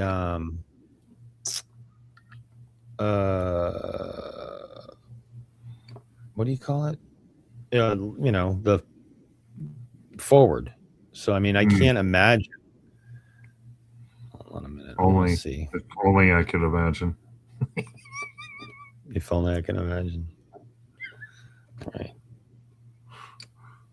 I had scarcely glimpsed. I had never was straw. Hold on a minute. I had scarcely. You are listening to Hovel Audio's production of The Ragamuffin Gospel. You don't mind, right? No, This book is written by Scott Brick. This book is 225 pages long and is divided into 11 chapters, a postscript, and includes a final reflection by the author, The Scandal of Grace, 15 years later. This recording was produced in 2005 by Hovel Audio, which owns the copyright. 1990, 2000, 2000. I probably first heard the word ragamuffin while sitting in school listening with less than rapt attention to an English teacher reading from a Dickens novel or some other 3-inch thick book. The word really didn't grab my attention. The next time the word came into my life was through music. My friend and fellow singer-songwriter Rich Mullins assembled a ragtag crew of musician friends and dubbed them the Ragamuffin Band. They celebrated the unconditional love of God, and the more their lives and music exemplified the idea of ragamuffin-ness, the more intriguing and appealing that word became to me. Then I discovered Brennan Manning's The Ragamuffin Gospel, the same rich treasure chest where Rich had found the word. The first time I sat down with the book, I devoured it. Between the words of its pages, I found a new freedom. I discovered how little I had to do to deserve and receive the love of God, and that He loved me more than I had ever imagined. Suddenly, instead of fearing and denying all of my real or imagined shortcomings, I could embrace my humanness. I could see God pursuing me through it and in spite of it. Here was the purest picture I'd ever seen of God's relentless pursuit of His raggedy creation. Not that I could sin more so grace might abound, see Romans 6:15, but grace abounded more because I could find it in the darkness as much as in the light. God wanted me just as I am. I am loved. Brennan took every cliche I had ever spouted or it had spouted at me and turned it into gold. Ever since that first magical moment of discovery when the radical message of the unconditional, immeasurable, life-changing love of God jumped out at me from the pages of the Ragamuffin Gospel, I couldn't wait to tell everyone about it. I can't even remember how many copies I have given away. Much like the Gospel, once it captures your heart, you can't wait to have it embrace everyone else's. Since then, I've met hundreds of other Ragamuffin fans. Our stories are all pretty much the same. For the first time in our walks of faith, we found something so old and so basic that it seemed stunningly new and profound. We are all ragamuffins, and we are all endlessly wrapped in God's arms of grace. Recently, I attended a 2-day retreat led by Brennan Manning. Brennan's gentle spirit was the perfect reflection of what I needed to learn, and the retreat was a refreshing time of reminding us of the truth that God is always with us and for us. The touchstone was, Abba, I belong to you. Lovingly, Brennan drilled into us that message, the Father love and acceptance we are so prone to forget. I found myself repeating those words over and over again long after the weekend had passed. It was not unlike the weeks after I first read the Ragamuffin Gospel. I found myself marveling out loud at those wonderful, powerful glimpses of the Creator and His unfathomable love for me. Some books are a great read. Some have taught me lifelong lessons that have made my life more of what I'm sure God intended it to be. And of course, some have impressed my friends, but gathered dust on my shelves. The Ragamuffin Gospel was and is different. It transformed me. I will never be the same. Don't let the cover fool you. This is a dangerous book. It will shake you to your core and shuffle every idea you've neatly arranged in your brain. As for me, I welcomed the intrusion. Thank you, Brennan, for awakening the ragamuffin in all of us. And to you lucky readers about to plunge in, drink deeply. You are in for an incredible experience. That's a heck of a forward, huh? Testimony. Yeah. Rich Mullins. Yeah. This is Rich Mullins' testimony. I'll only play a little bit I of owe this. Brennan Manning $30 for lecture tapes I bought from him on an IOU. I'm not writing this testimony because of that debt. I simply mention it because indebtedness is a condition indicative of ragamuffins, a condition we all share until we lose ourselves in the liberating, healing, invigorating truth to which these pages bear testimony. My introduction to Brennan Manning's work came on a drive south from Manhattan, Kansas, through the edge of the Flint Hills. It is a beautiful drive, best accompanied by the music of Aaron Copland, or by pure silence. When a friend put a tape of one of Manning's lectures in my truck's tape player, I objected. But my friend said, just give it 10 minutes. 5 minutes later, I steered the truck onto the shoulder of the road. My eyes were so full of tears, I could not see to drive. I have attended church regularly since I was less than a week old. I've listened to sermons about virtue, sermons against vice. I have heard about money, time management, tithing, abstinence, and generosity.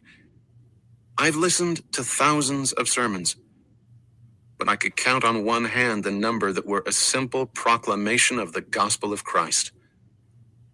That proclamation is the message I heard that day. And it did what the gospel can't help but do. It broke the power of mere moralistic religiosity in my life and revived a deeper acceptance that had long ago withered in me. In our society, we tend to swear unyielding allegiance to a rigid position. All right.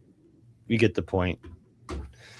But I mean, it was funny because when I was reading this, you know, I actually did start reading book before I got the audio. And then when I got the audio, I started from scratch, you know, and I was listening to these forwards, and like one was Michael W. Smith and Rich Mullins, and I'm going, this is like just fascinating. Like, what am I getting myself into? You know what I mean? So anyway, it's a really cool read. Yeah, I'll give it a listen. I should probably look it up. Barnes and Noble's my favorite store. I go there all the time. I think it's funny when I'll pick one up, it's kind of like, who knows?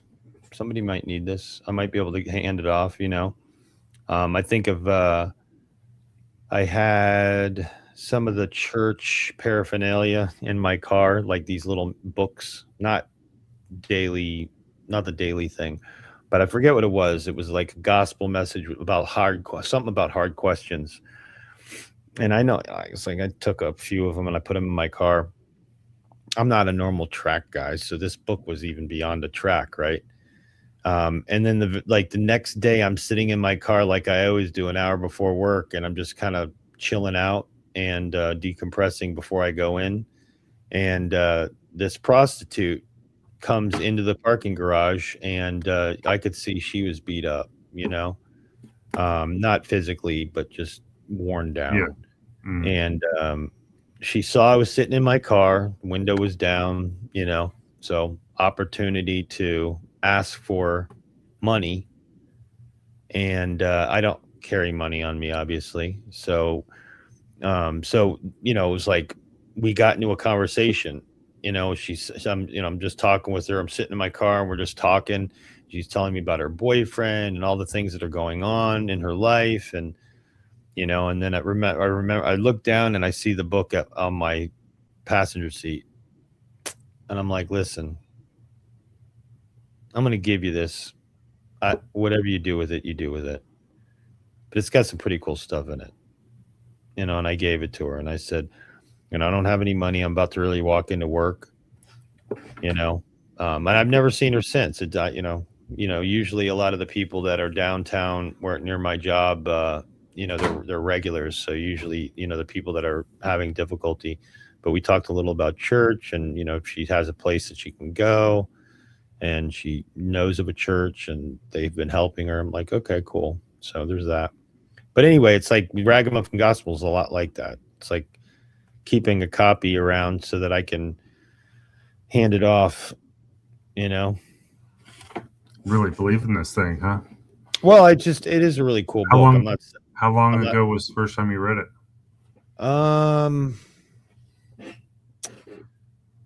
2 years ago. Okay. Yeah, it was at the beginning of me considering seminary, and I was auditing a class, and this book was brought up, and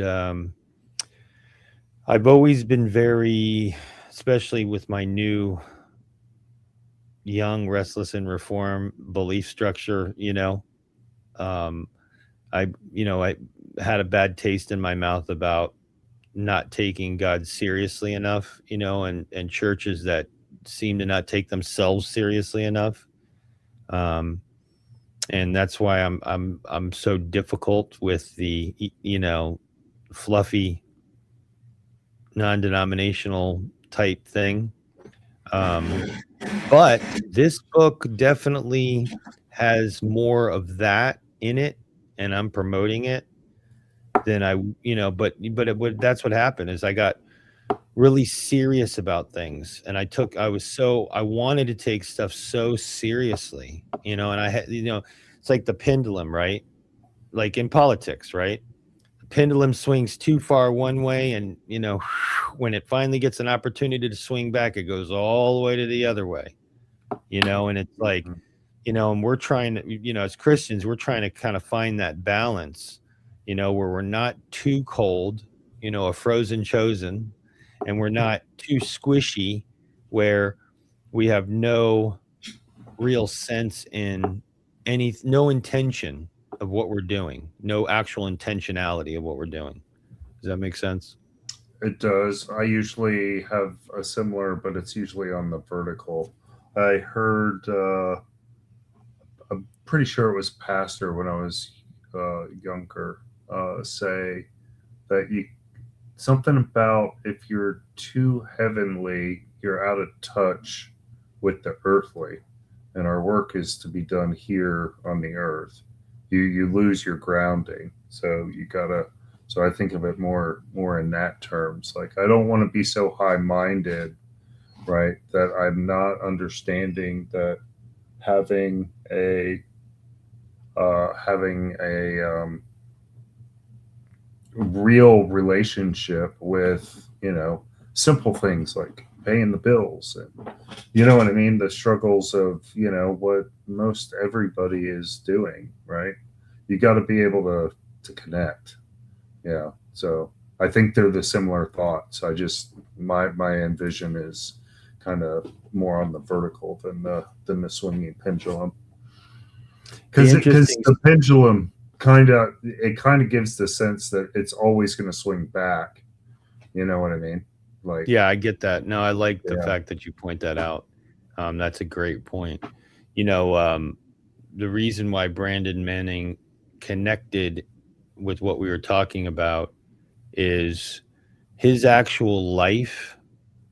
I actually got another audiobook about his life, and because he was just fascinating to me, just the way he had such an impact on so many people, and so I went through that, and come to find out, I mean, this guy struggled to the very end with alcoholism, to the very end. I mean, he would go and preach a sermon. I think he might have been a priest. He would go and preach, and everything he was saying was theologically accurate, but his personal life, he was failing. He was crashing and burning. And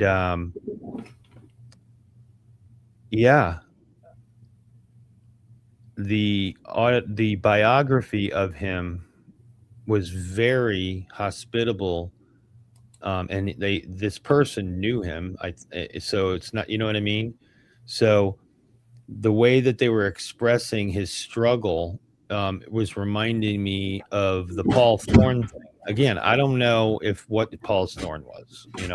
Probably blindness, but I could relate to that potential, since it's not specified. Blindness? I've never heard that one before. Yeah, well, you could tell. Apparently, even his manuscripts, as the older books were going on, he wasn't writing them. Other people were writing them, and like some of his beginning books, he was writing large, is what I heard. Don't quote me on this, but anyway, there's some actual reasoning behind why a lot of scholars think that he was that blindness may have been the thing, but that again, nobody knows. It's not like it's specifically stated. But I think on purpose, by the way. Yeah, well, if you think about it, if it was a sin,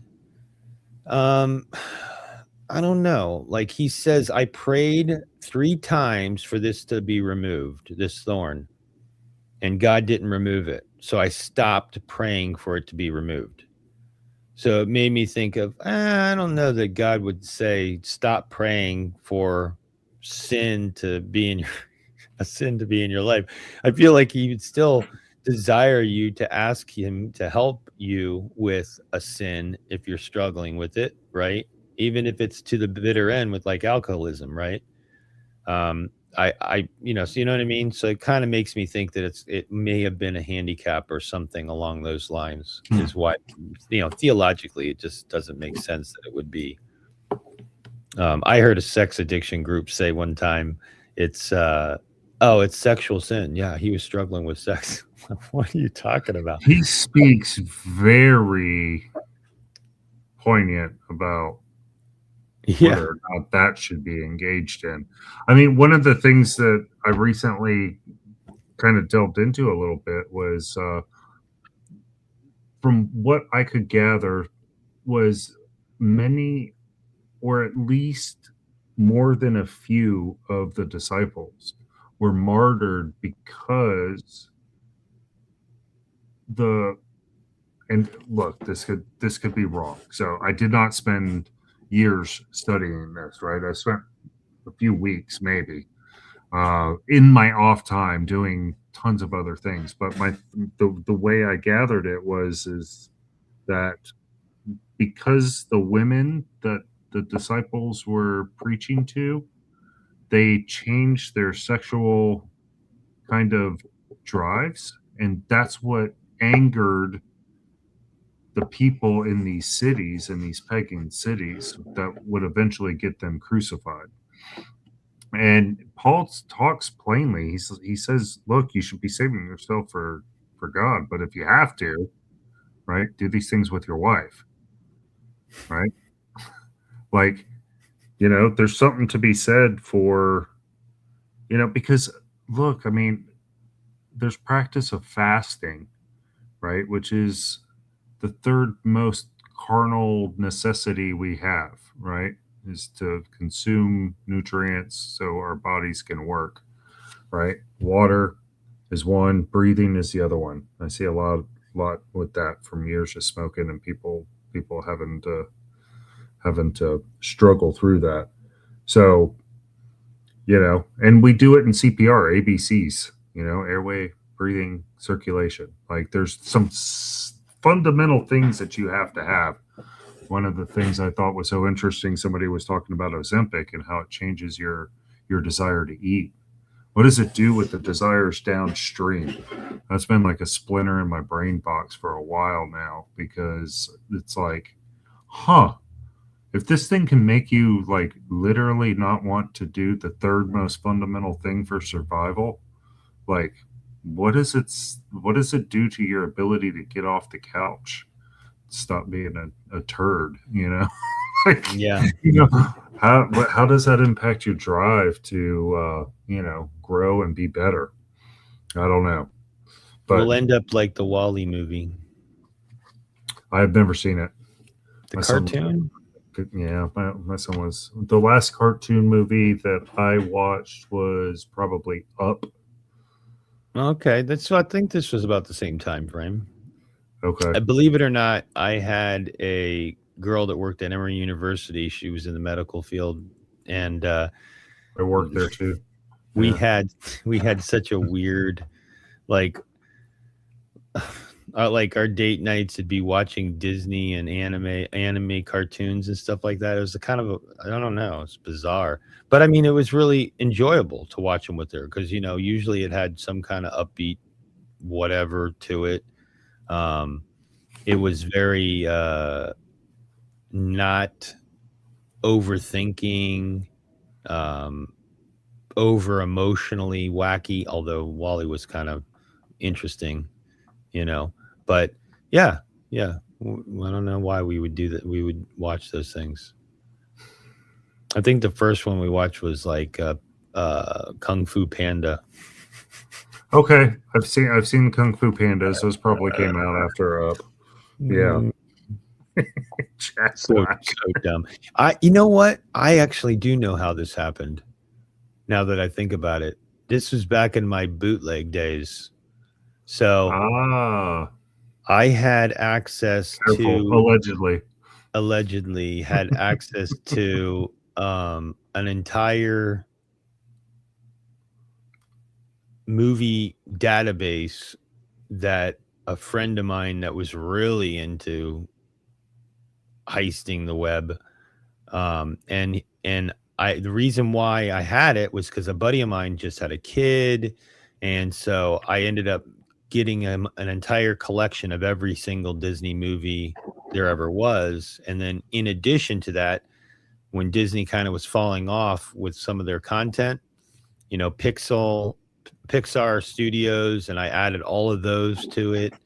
And so that's how it started. Like, I think we were hanging out at my condo, and we were talking about movies or whatever. And I said, I got like every Disney. She's like, you do? I'm like, yeah. Like, like half of them I didn't even watch. I didn't even watch. So that's how I ended up watching a lot of that crap. I've heard people say it was good. Well, the reason why Wally's good is because it's very TLC-ish in the sense that it talks about what the future would look like if we basically did get total abundance through AI. I feel like we're so close to that already. Well, I'm going to tell you, I listen to a lot of really smart people and online when it comes to certain categories and stuff. Like, one of the big things is that you should get a Tesla cab, because it's a $300,000 cost vehicle, but they're going to sell it for $30,000, and you're going to be able to add it to their fleet and make money on it. So I have like a spreadsheet from a guy that's so critical of Tesla, but he rates all of the self-driving cars and the ways that they're offering to make money, and he breaks down like the worst case scenario, meaning like if you only put your car into the network 30% of the time, these are all the costs that you're going to have to deal with, and this is how much money you would generate. And within a year, you're paying the car off with extra money. So, like, there's an example where if they really do come through with these, I mean, Elon Musk calls the robotaxi a robot on wheels. So, as an example, if he does come through with the Optimus and all this stuff, the idea that, I mean, I hate to say it, but like a job like yours, how many people, I know we'd like to say that we'd rather the human touch, but if we go to a 7-Eleven, would you rather the clerk ring you up, or if there's an automated machine right there where you can scan your own stuff and pay with your credit card on your own, would you rather go to that? And I'm a Luddite. I know, but I'm saying if you were kind of not really given a choice because the industry is taken over. I've walked out of the grocery store because they didn't have a line with a real person in it. Well, just remember this. I totally agree with you on all those scenarios. I'm just saying that if the medical community gets totally taken over, where like what Elon Musk is saying is in 3 years, anybody in the world can get surgery better than the president currently can now. Now we're talking about surgery.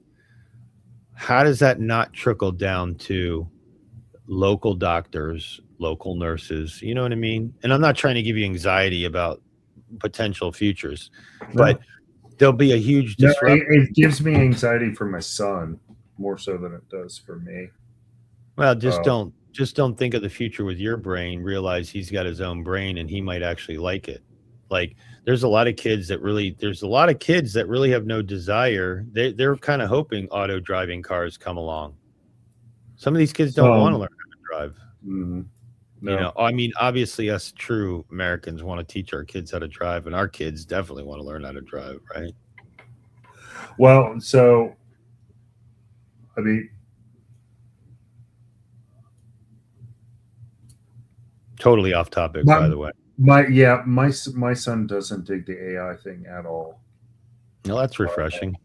He doesn't. Yeah, no. He's somewhat artistic, and I told him the story and actually showed him the story with Chad's short story from the morning shows, and he was repulsed by it.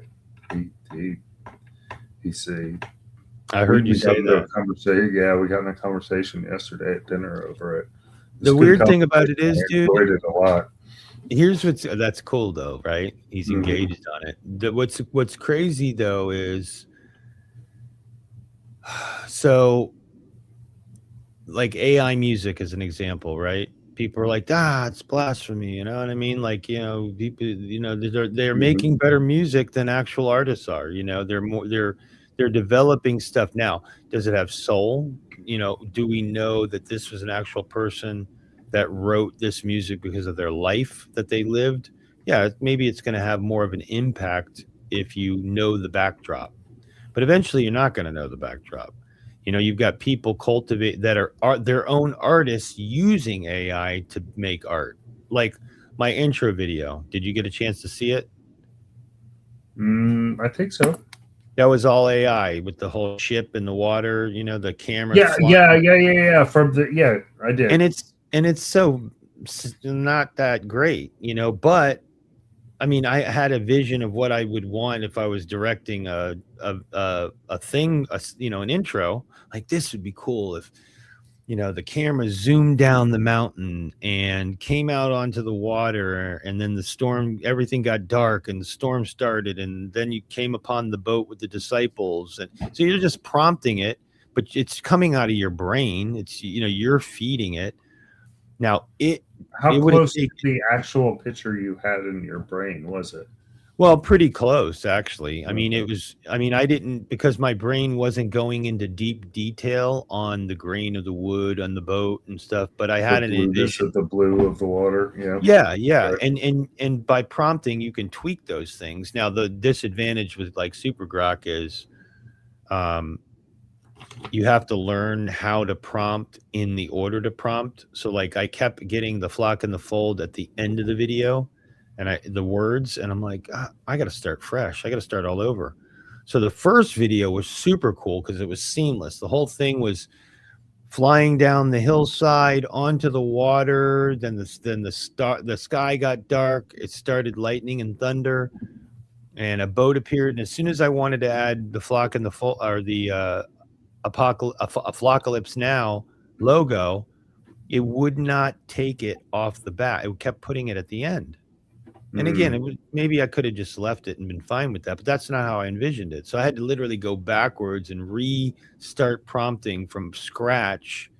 And then I ended up with a video where it shows, it was kind of cool because all of a sudden there were birds. And I'm like, wait a minute, I didn't have the birds.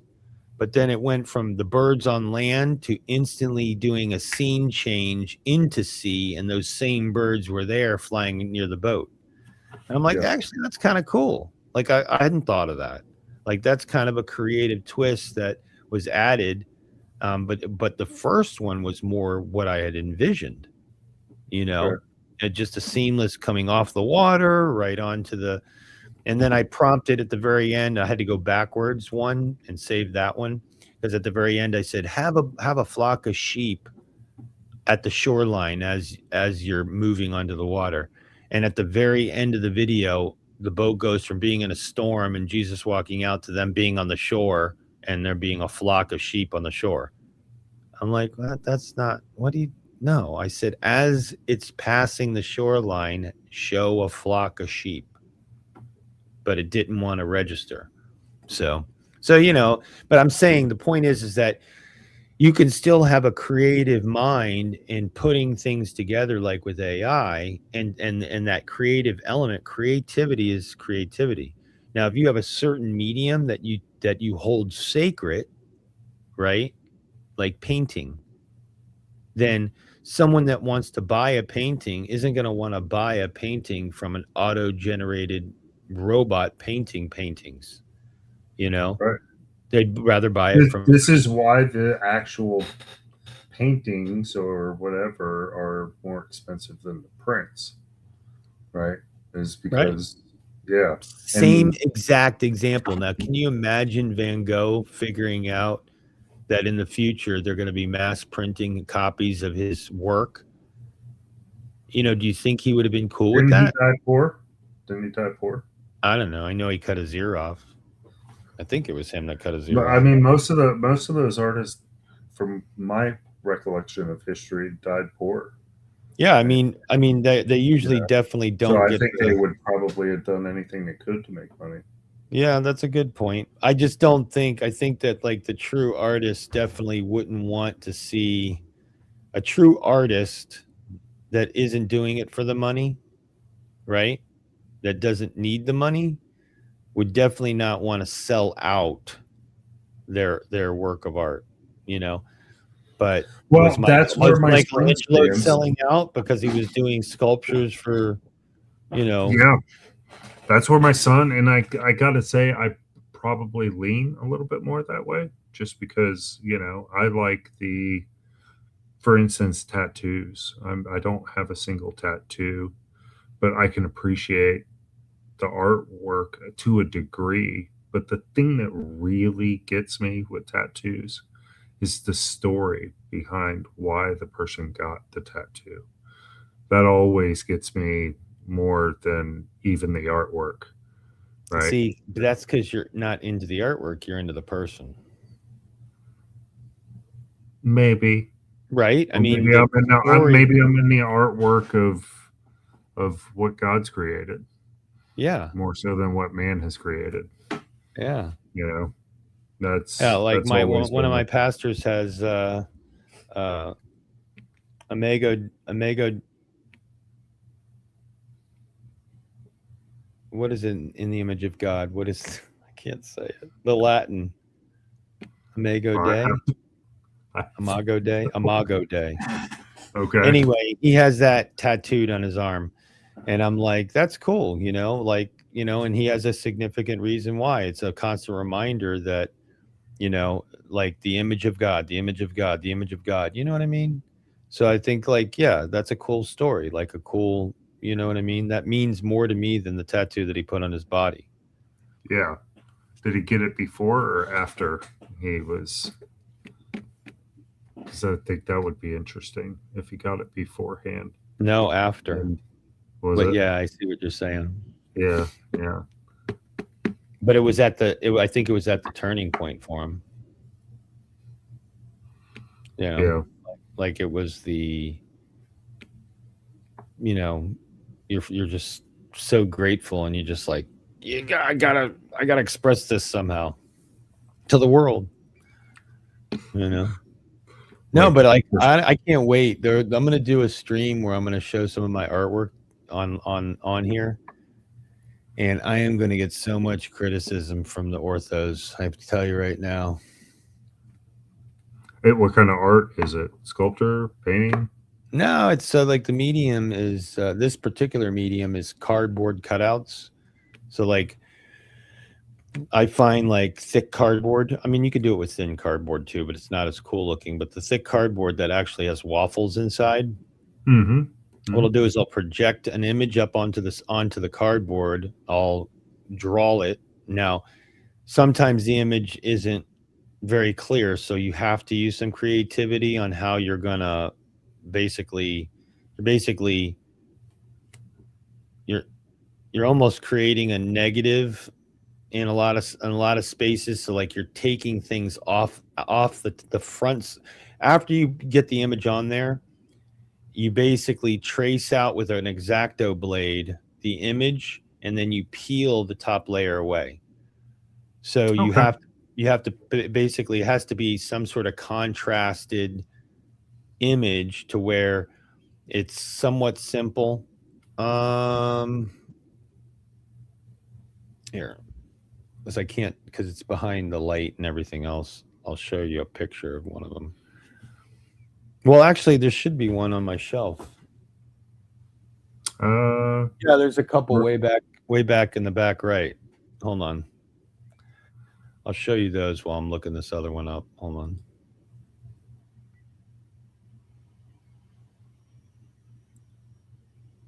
You see it right up here in the top right corner? Okay. Yeah, dude behind my. Yeah, it's a horrible picture. Hold on. I saw it though. No, Yeah, I'm this getting you. this right here Don't is blow the reveal now. no, but this is a 6 foot cutout. So everything that's black that you see there is the top layer is removed. So this, this is obviously a picture of Jesus. This is a painting from Thomas Blackshear, and it's basically Christ holding man, and in man's hands, in his hands, he's broken. Right, man's broken, just wrecked, and I'll shoot it to your email. He's wrecked, and in his hands, he has the mallet and spike. So cool. It's like even when we were sinners, he died for us. Notice the past tense of that. I wonder if it's past tense in the Greek. I could look it up. Because it I'm trying to learn that. Yes, that you should be, it should be in the past, not in the continue to get all bent out of shape over nothing. I'm only going to send you this one. I'll show you. Are you texting it or are you emailing No, it? I emailed it because, although I didn't even think about texting. Hold on. I got it. Do you? Yeah. I didn't even think about this text message like an idiot.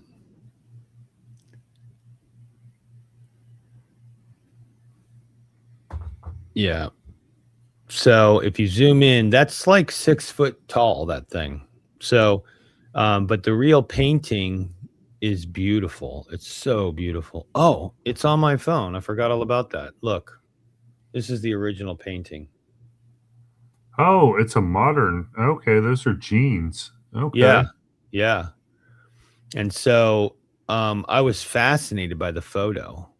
I even have like cards with it on the front of it, like small cards. Why would you think the ortho bros would not like this? No, they would probably like it, but they would break my chops for you're doing iconography. I don't know.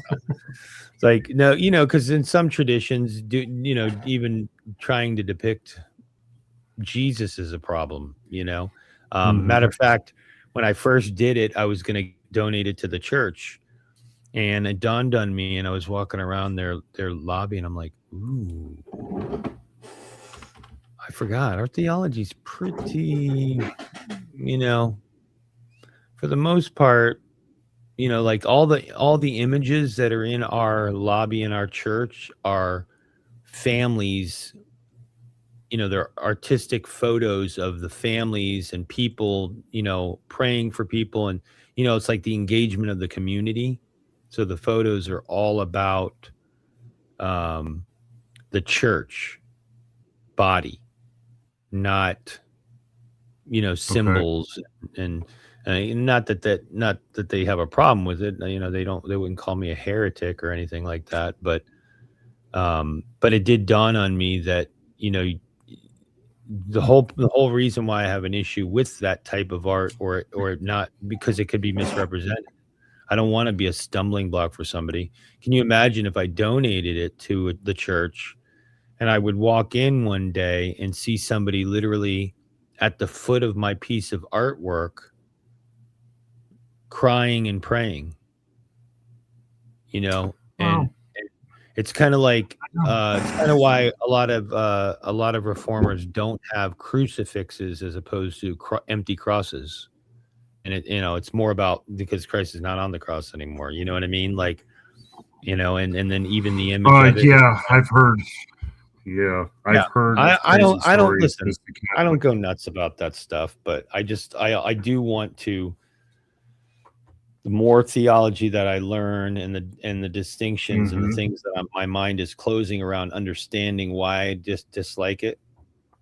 I had this talk about smoking and drinking, it's like If you know somebody is struggling with alcohol, are you going to crack a beer in front of them? No. All right. Well, if you don't know them, are you still going to crack a beer in front of them? Well, probably. Well, you know, maybe you should just crack a beer around people that you only know don't have a problem. That would be truly loving your neighbor. I don't want to create a stumbling block for somebody. You know, that's probably the biggest struggle I have with cigarettes. I don't like smoking. To me is not like, I don't see it as a sin, but I also know it's an unhealthy thing and it is a bit of a crapshoot. But I also don't think harming my body, like with a tattoo, is treating my body as not the temple. You know what I mean? Like so there's just certain things that I haven't really like completely been cool with closing my mind on, or you know what I mean? So I just think people are at different stages, and I mean, unless it explicitly says, and maybe it does, but I haven't run into it. And you still have to throw in account the grace. yeah, If his grace abounds, then to each. And this is where I don't know that I'll ever be able to totally kind of rid myself of my Baptist upbringing, because that's very much a kind of a Baptist thing, is that it's individualized to a large degree.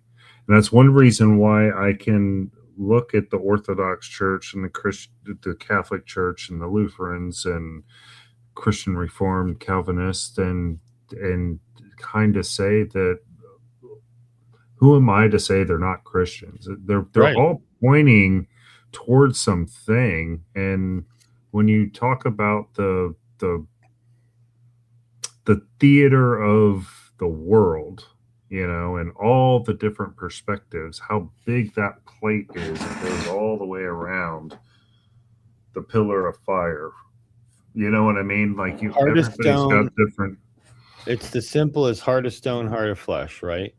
I Mhm. mentioned that to Claire in the chat, and then I got off. I was done. I had to go to church, but um, it's like, where is your heart? What's your R.C. Sproul's teacher? His teacher was John Gershner, and I'm pretty sure it was him and not R.C. But he said he was talking with a woman that came to him and said, "Hey, listen, this is back in the day, right? So it's time relative." She said, "Hey, Pastor, I feel like wearing lipstick's a sin." And he looks at her and he's like, "What? No, it's not a sin. That's not a sin." She's like, "Yeah, I just feel like it is, you know." And she kept going on about it. Like this was a real struggle for her. And she was continuing to wear lipstick, right? And he looked at her after many times at having conversation with her, and he looked at her and he goes, "You know what? For you, lipstick is a sin." And what he was Because basically, that was my thought immediately. because Yeah. what he was conveying is, if you see it as a sin and you're still deliberately choosing to be defiant, that's really the issue. Where your heart condition is, about whatever you believe. And that, so that's kind of how I think about it. Yeah, but I think it was my grandfather that was more pro, like all about Jesus as a Catholic, and my grandmother is more, venerating the saints and Mary and all that stuff. Um, but I think one of the two of them, I cannot remember which one, but one of the two of them, my aunt was telling me, I think that, um, like they wouldn't be separate, like they wouldn't be separated from Christ. It just wasn't going to happen. They weren't going to have the church separate them from Christ, and be in either the in between. No matter what the church was saying. Because back then, birth control just became a, look the other way thing. Like it, they took it off the the burner. They still won't say birth control's okay, or but they won't come out and declare that. But you can find, just like you can find priests that don't really take a firm stand on same-sex stuff. It's like you could find a priest that is not going to be hammering any kind of serious Roman doctrine in your face, So they act like Protestants have all these different denominations, but there's quite a bit of openness in their structure that allows certain priests a little bit of latitude, but they're not going to do anything in the name of the Roman Church and have some major decree, or it's like annulments and stuff. Like that used to be, like when I was growing up, that was a problem. Mm-hmm. Yeah. Like it wasn't easy for people to get annulments, and the church recognized this to be okay and stuff. So yeah, I wonder how much of that. I wonder how much of that is the culture pushing pressing back. in. Yeah. That's what I mean. I get that. Like, it's funny because as Protestants, the things that we're willing to allow for there to be adjustment on is when we find new manuscripts that show us that this word 10,000 times meant this, and we kept putting it in the Bible meaning this. It's like, okay, we can tweak the text because we know now through archaeological studies that this Greek word has always meant this more than this. And it's like they learn this stuff through like stuff that isn't even biblical material, right? But the same time frame. So it's like, if you like, I'll take a Greek word here. Hold on, let me show you here. So this Greek word, odos. Okay, on the back it says way, road, journey, or conduct. That's what I thought I read. Oh, like wire conduct. No, conduct. Like maybe to conduct an orchestra. That's what it is. Man. See, here's the thing about Greek. I usually only remember the first two because they're the most popular usages in the New Testament. And then I just hope that as I'm doing it, when I'm looking words up, if I'm looking up a passage, I have to realize there's multiple, ways this word can be used. But what's really cool about the actual Greek New Testaments is when you get one that has a key on the bottom, in the bottom, it actually breaks down by the verse. It actually gives a letter code, A, B, C. And so if there's a letter A, it means that everybody agrees on the translation of what this Greek translation was. Nobody disagrees. There's no kickback at all. B is very minor kickback. C is, kind of like a 50-50, if I remember correctly. Like there's a pretty good amount that believe it could go this way or could go this way. But you can actually read at the bottom what the code's there for and why it's there, like why they made it a C, who was disputing it in the translations way back when, and where it was coming from, and even more modernly. So it's really, really cool. So you can like read something, and if it had like D's all over the place, but the whole thing about the translations is it doesn't change it. It doesn't change the theology. So like it is true, like what West Hef says about Bible translations. Bible translations are commentaries. Every translation is a commentary. The difference in like the NIV and the ESV and like, so some of these, there's so many men of God that have gone over this, and they've invested their whole lives to being on and knowing what the translation should be. So like when an ESV gets updated, usually it's because like of a archaeological find or something like that has convinced scholars, majority of the scholars, that that we need to change this. But then some are like negligible. I still think it's nice to have three translations because then you can kind of see in a waveform, like a different way that this text is being interpreted and translated. You've heard that before, right? Like NIV is thought for thought and ESV is word for word. So growing up, my mom liked the Living Bible because she said for her, she could understand much more easily the message.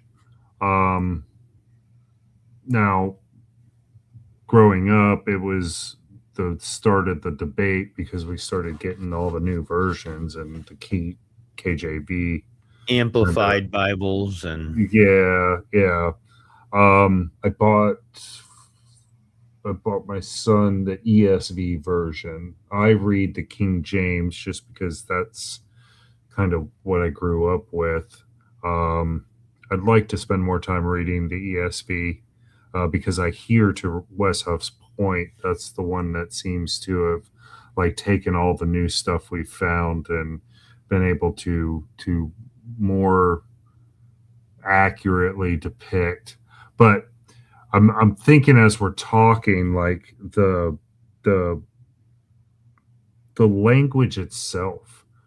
I mean, just the language, the English language here in the United States has so drastically changed just in my lifetime that we spend most debates arguing about what the definition of a word is now. You know what I mean? Like, and, so the thought that popped into my head was the living word. It's the living word. And so I just Googled what are the characteristics of life, because it kind of made me think about back in biology when I was in college and what the characteristics of life is. So living organisms are defined by several key characteristics that distinguish them from non-living matter, generally including cellular organization, metabolism, homeostasis, growth, reproduction, response to stimuli, and heredity. So I don't know. I like the idea of the Bible being the living word of God. And so my thought process is that if I believe in a sovereign, all-powerful, all-loving God that can do whatever he will, I think he can use probably whatever translation to speak to exactly who he wants to speak to, exactly when he wants to speak to them, and well, we he can uses get all buddy-buddy. things. Yeah, well, he uses all things. I think Mhm. that the disjointedness comes down to when they omit tons of things, like the Thomas Fair. Jefferson Bible, as an example. All the miracles are taken out, period. So like when you start taking out all the supernatural, now it's a deist argument at that point. We're taking out But Exodus for the slaves. Yeah. No, yeah, I got I you. mean, Yeah, I got it. there's a Passion Bible where they, But I it's still think I still feel like, have you heard the stories about like whole tribes getting saved from like one little tear of a page of the Bible? Like, sure. you know what I mean? Like if God can do that, No, you know, I agree. I'm not putting him in a box. I just think that so it's kind of like AI. You could argue, I mean, if we believe in no maverick molecules, right?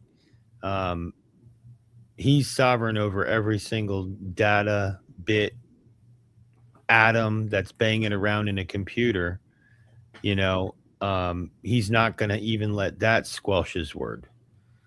But there's certain truths that are just truth. And there's, I don't think that you're going to, this is why I say having multiple translations are probably pretty important, because if you're reading a passage and you're like, man, I'm interpreting this a little bizarre, let me just take a peek at, like, let's say you're reading NIV and you're like, that just doesn't seem right. Like, that's just making me scratch my head. You're doing a Bible study, whatever. Look at the ESV. Okay, that's interesting. Look at the New King James. Okay, that's interesting. Mm-hmm. And I see the subtlety differences, and I see that the lingo that I'm associating with what I'm reading might not be accurate because I'm taking the wrong thing from this passage. But I still think it's like this. Well, I was kidding with Grim Grizz.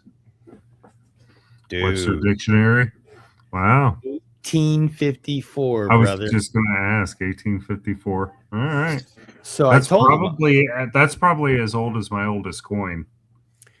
I told him unequivocally, like they asked, like my family asked, what do I want for my for Christmas gift? I said, you know what I want? I want like an 1850 dictionary. Actually, I wanted an 1820 or 30, but it was like, it's really hard to find. But anyway, the point was, like Wes Huff's point, though, about what you're saying is, like, if you were to read actually the English language, it would be unintelligible. Like, we would think it's German almost. It wouldn't even make sense to us. Right. So there's a there's a level of degree. But so anytime a translation that does come out, as time has progressed, it's put through some serious scrutiny as to why they're choosing the words they're choosing. I mean, these guys really care, right? And if the Passion Bible is great. If you watch, I think Mike Winger did a thing on the Passion Bible where he's basically broke down all of the things that you need to be aware of when you're looking at this. So dramatic Bibles, amplified Bibles, can be dangerous because sometimes we don't even realize there's an agenda being pushed through the words that are being omitted or changed. And that's why I think it's important. That's why you can give a lot of credit to Catholics and Orthodoxy as far as how they see tradition and why they feel that tradition has a higher state in a plane in their theology, because somebody's got to care, right? So you know what I mean? But, we trust the Bible ultimately we're not the only ones that know how to read Greek. You know what I mean? But can we understand the context, like in how it was used? Like the words that they use today, you know what I mean? Like bear different context than they did, call it 30 years ago. Well, I'll give you an example. At least in the layman. Right? Yeah, no, you're right. Maybe not in the scholarly, but I think that's why ESV does a good job at word for word without screwing things up. Wes Huff's favorite analogy is that he talks about there's a in the original manuscript, or not the autographs, which is the original, but in the earliest manuscripts that they found, there's when they write, there's something, but basically it translates to long in the nose. Okay.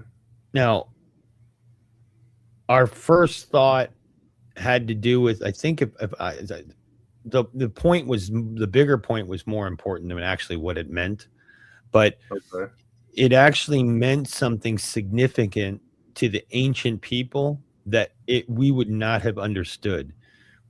It was like an idiom, you know what I mean? Right. It was like a saying, like actually, we was talking about this, Chris Howard. They were talking about using terms like you did about man, I am whipped, things like that. We know you're not meaning literally whipped, you know what I mean? So we use these maybe hyperbolic, we use this language to express things. Oh, I know, the gravy train, that was what it was. He brought up the gravy train. Where'd that come from? Olson's like, where'd that come from? You know? That was this morning. Yeah. And they were bandwagon. That was the other one. And I was thinking to myself, I thought bandwagon went all the way back to like the wagon trains. Like, you better get on the bandwagon, because you know what I mean? There's strength in numbers, and that was where I thought it came from. But anyway, it didn't really matter. The point is that we use those terms, we know what they mean. Well, the long on the nose thing, same thing. It meant something significant to people. So when they translated it and they found out what the meaning actually was referring to, the translation doesn't have long in the nose, I wonder if I can look that up, because now it's bothering me. I was just now I'm curious. Now I want to know what the heck long in the nose. What was Wes talking about with a translation that actually meant long in the nose and meant something else?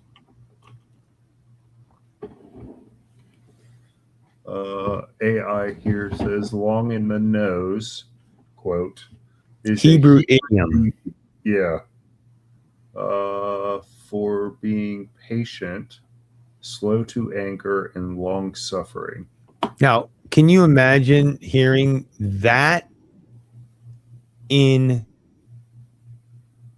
in the Bible, and they're trying to convey patient and slow, you know what I mean? Like, yeah, we would be totally lost. So this is what I mean about translators is they took this stuff really serious. They didn't just arbitrarily say, we're going to take long on the nose out. They literally, so I think that's super important to bear in mind when it comes to, you think about it, like, that's why it pisses me off. Like these guys, Bart Ehrman and these people that want to debate the Bible and if it's real, and they're saying there's more, there's more textual. Alex O'Connor, there's more textual variants than there are words in the New Testament. What are you talking about, man? Like, come on. Like when you start peeling away all the minutia of, misspelled words, meanwhile they got 2,000 other copies where they are right. You know what I mean? Or so now they're counting this, or, like somebody forgot a line and they found a copy where they forgot a whole line, a whole verse. Oh, does that mean that verse really wasn't in there? Oh, I mean, that monk was tired. But usually they took this stuff super seriously. They dedicated their lives to transcribing things. Some of these guys, not just a monk, but you know what I mean? Yeah. So making copies of this stuff, it was, they took it serious. They didn't just willy-nilly. They didn't get into the business of doing that if they didn't care. So, yeah, I agree. And just so you know, I'm not necessarily even in disagreement with you. As a matter of fact, my desire for precision of language, I used to get fussy with my son when he'd come home with all these mangled words that they were like running around with, and I used to say, stop bastardizing the language. It's important. Words mean something. It's how you communicate. It's how one another receives and gives messages. Like, I think when we're talking about theology and stuff like that, I think that we probably should take a stand when it comes to that and what words mean. Politics, whatever, they're going to do the same crap they always do. But you got to appreciate the kids having their own lingo, man. Like, we did it. Yeah. Like the kids at my job, I'll listen to the two young kids and the two young guys that'll be talking to each other like, dude, you see, what did he say? Hus. Oh, Huz. Did you see Huz? I'm like, Huz? He's talking about a hot girl. Huz. Never heard that before. Or the kids say, dude. Yeah. Dude, Brett's based. Yeah, based. What? You know what I mean? That was a new one. Cap or no cap. Sus for suspect. That's one. Yeah. Yeah. Um, But see, that I feel like that one's more like what Yeah. at least my generation did. We took a word like radical and turned it into rad. You know, I think sus was kind of similar to that, and probably a lot of it is the product of their communication being so much on this thing.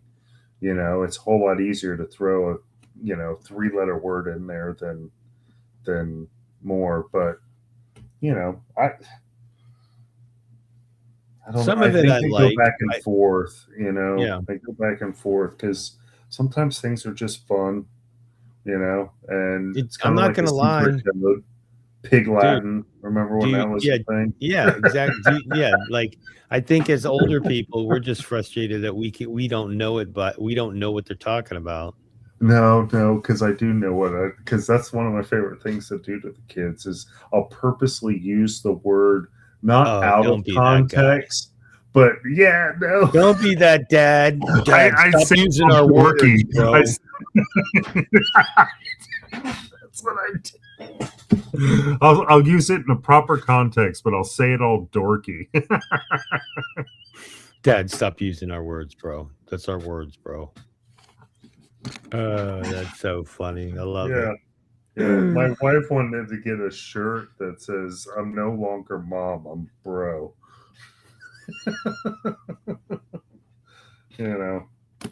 But anywho, All right, man. all We're right, coming up on 2:40. 11:30. I probably would Yeah, have pissed your wife off.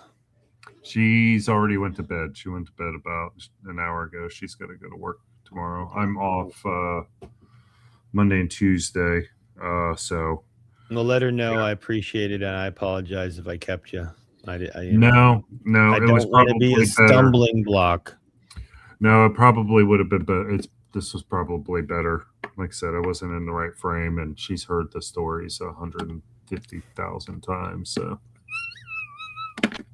this was probably better. So thank you, You got it, brother. and have a good night.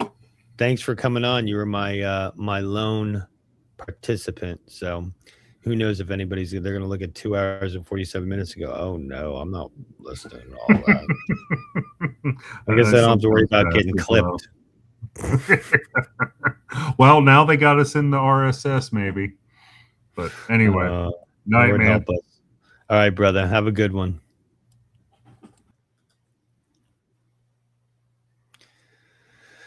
All right. Well, that was pretty awesome. I love talking to Scott. So I'm gonna cancel this thing out and remind you why we originally were talking about fear and all that stuff and trusting God. So I'm gonna add this to the thing, and I want to see if it'll actually play seamlessly.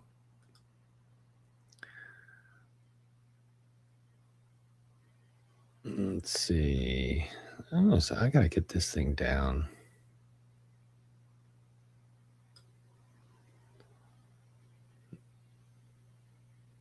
All right.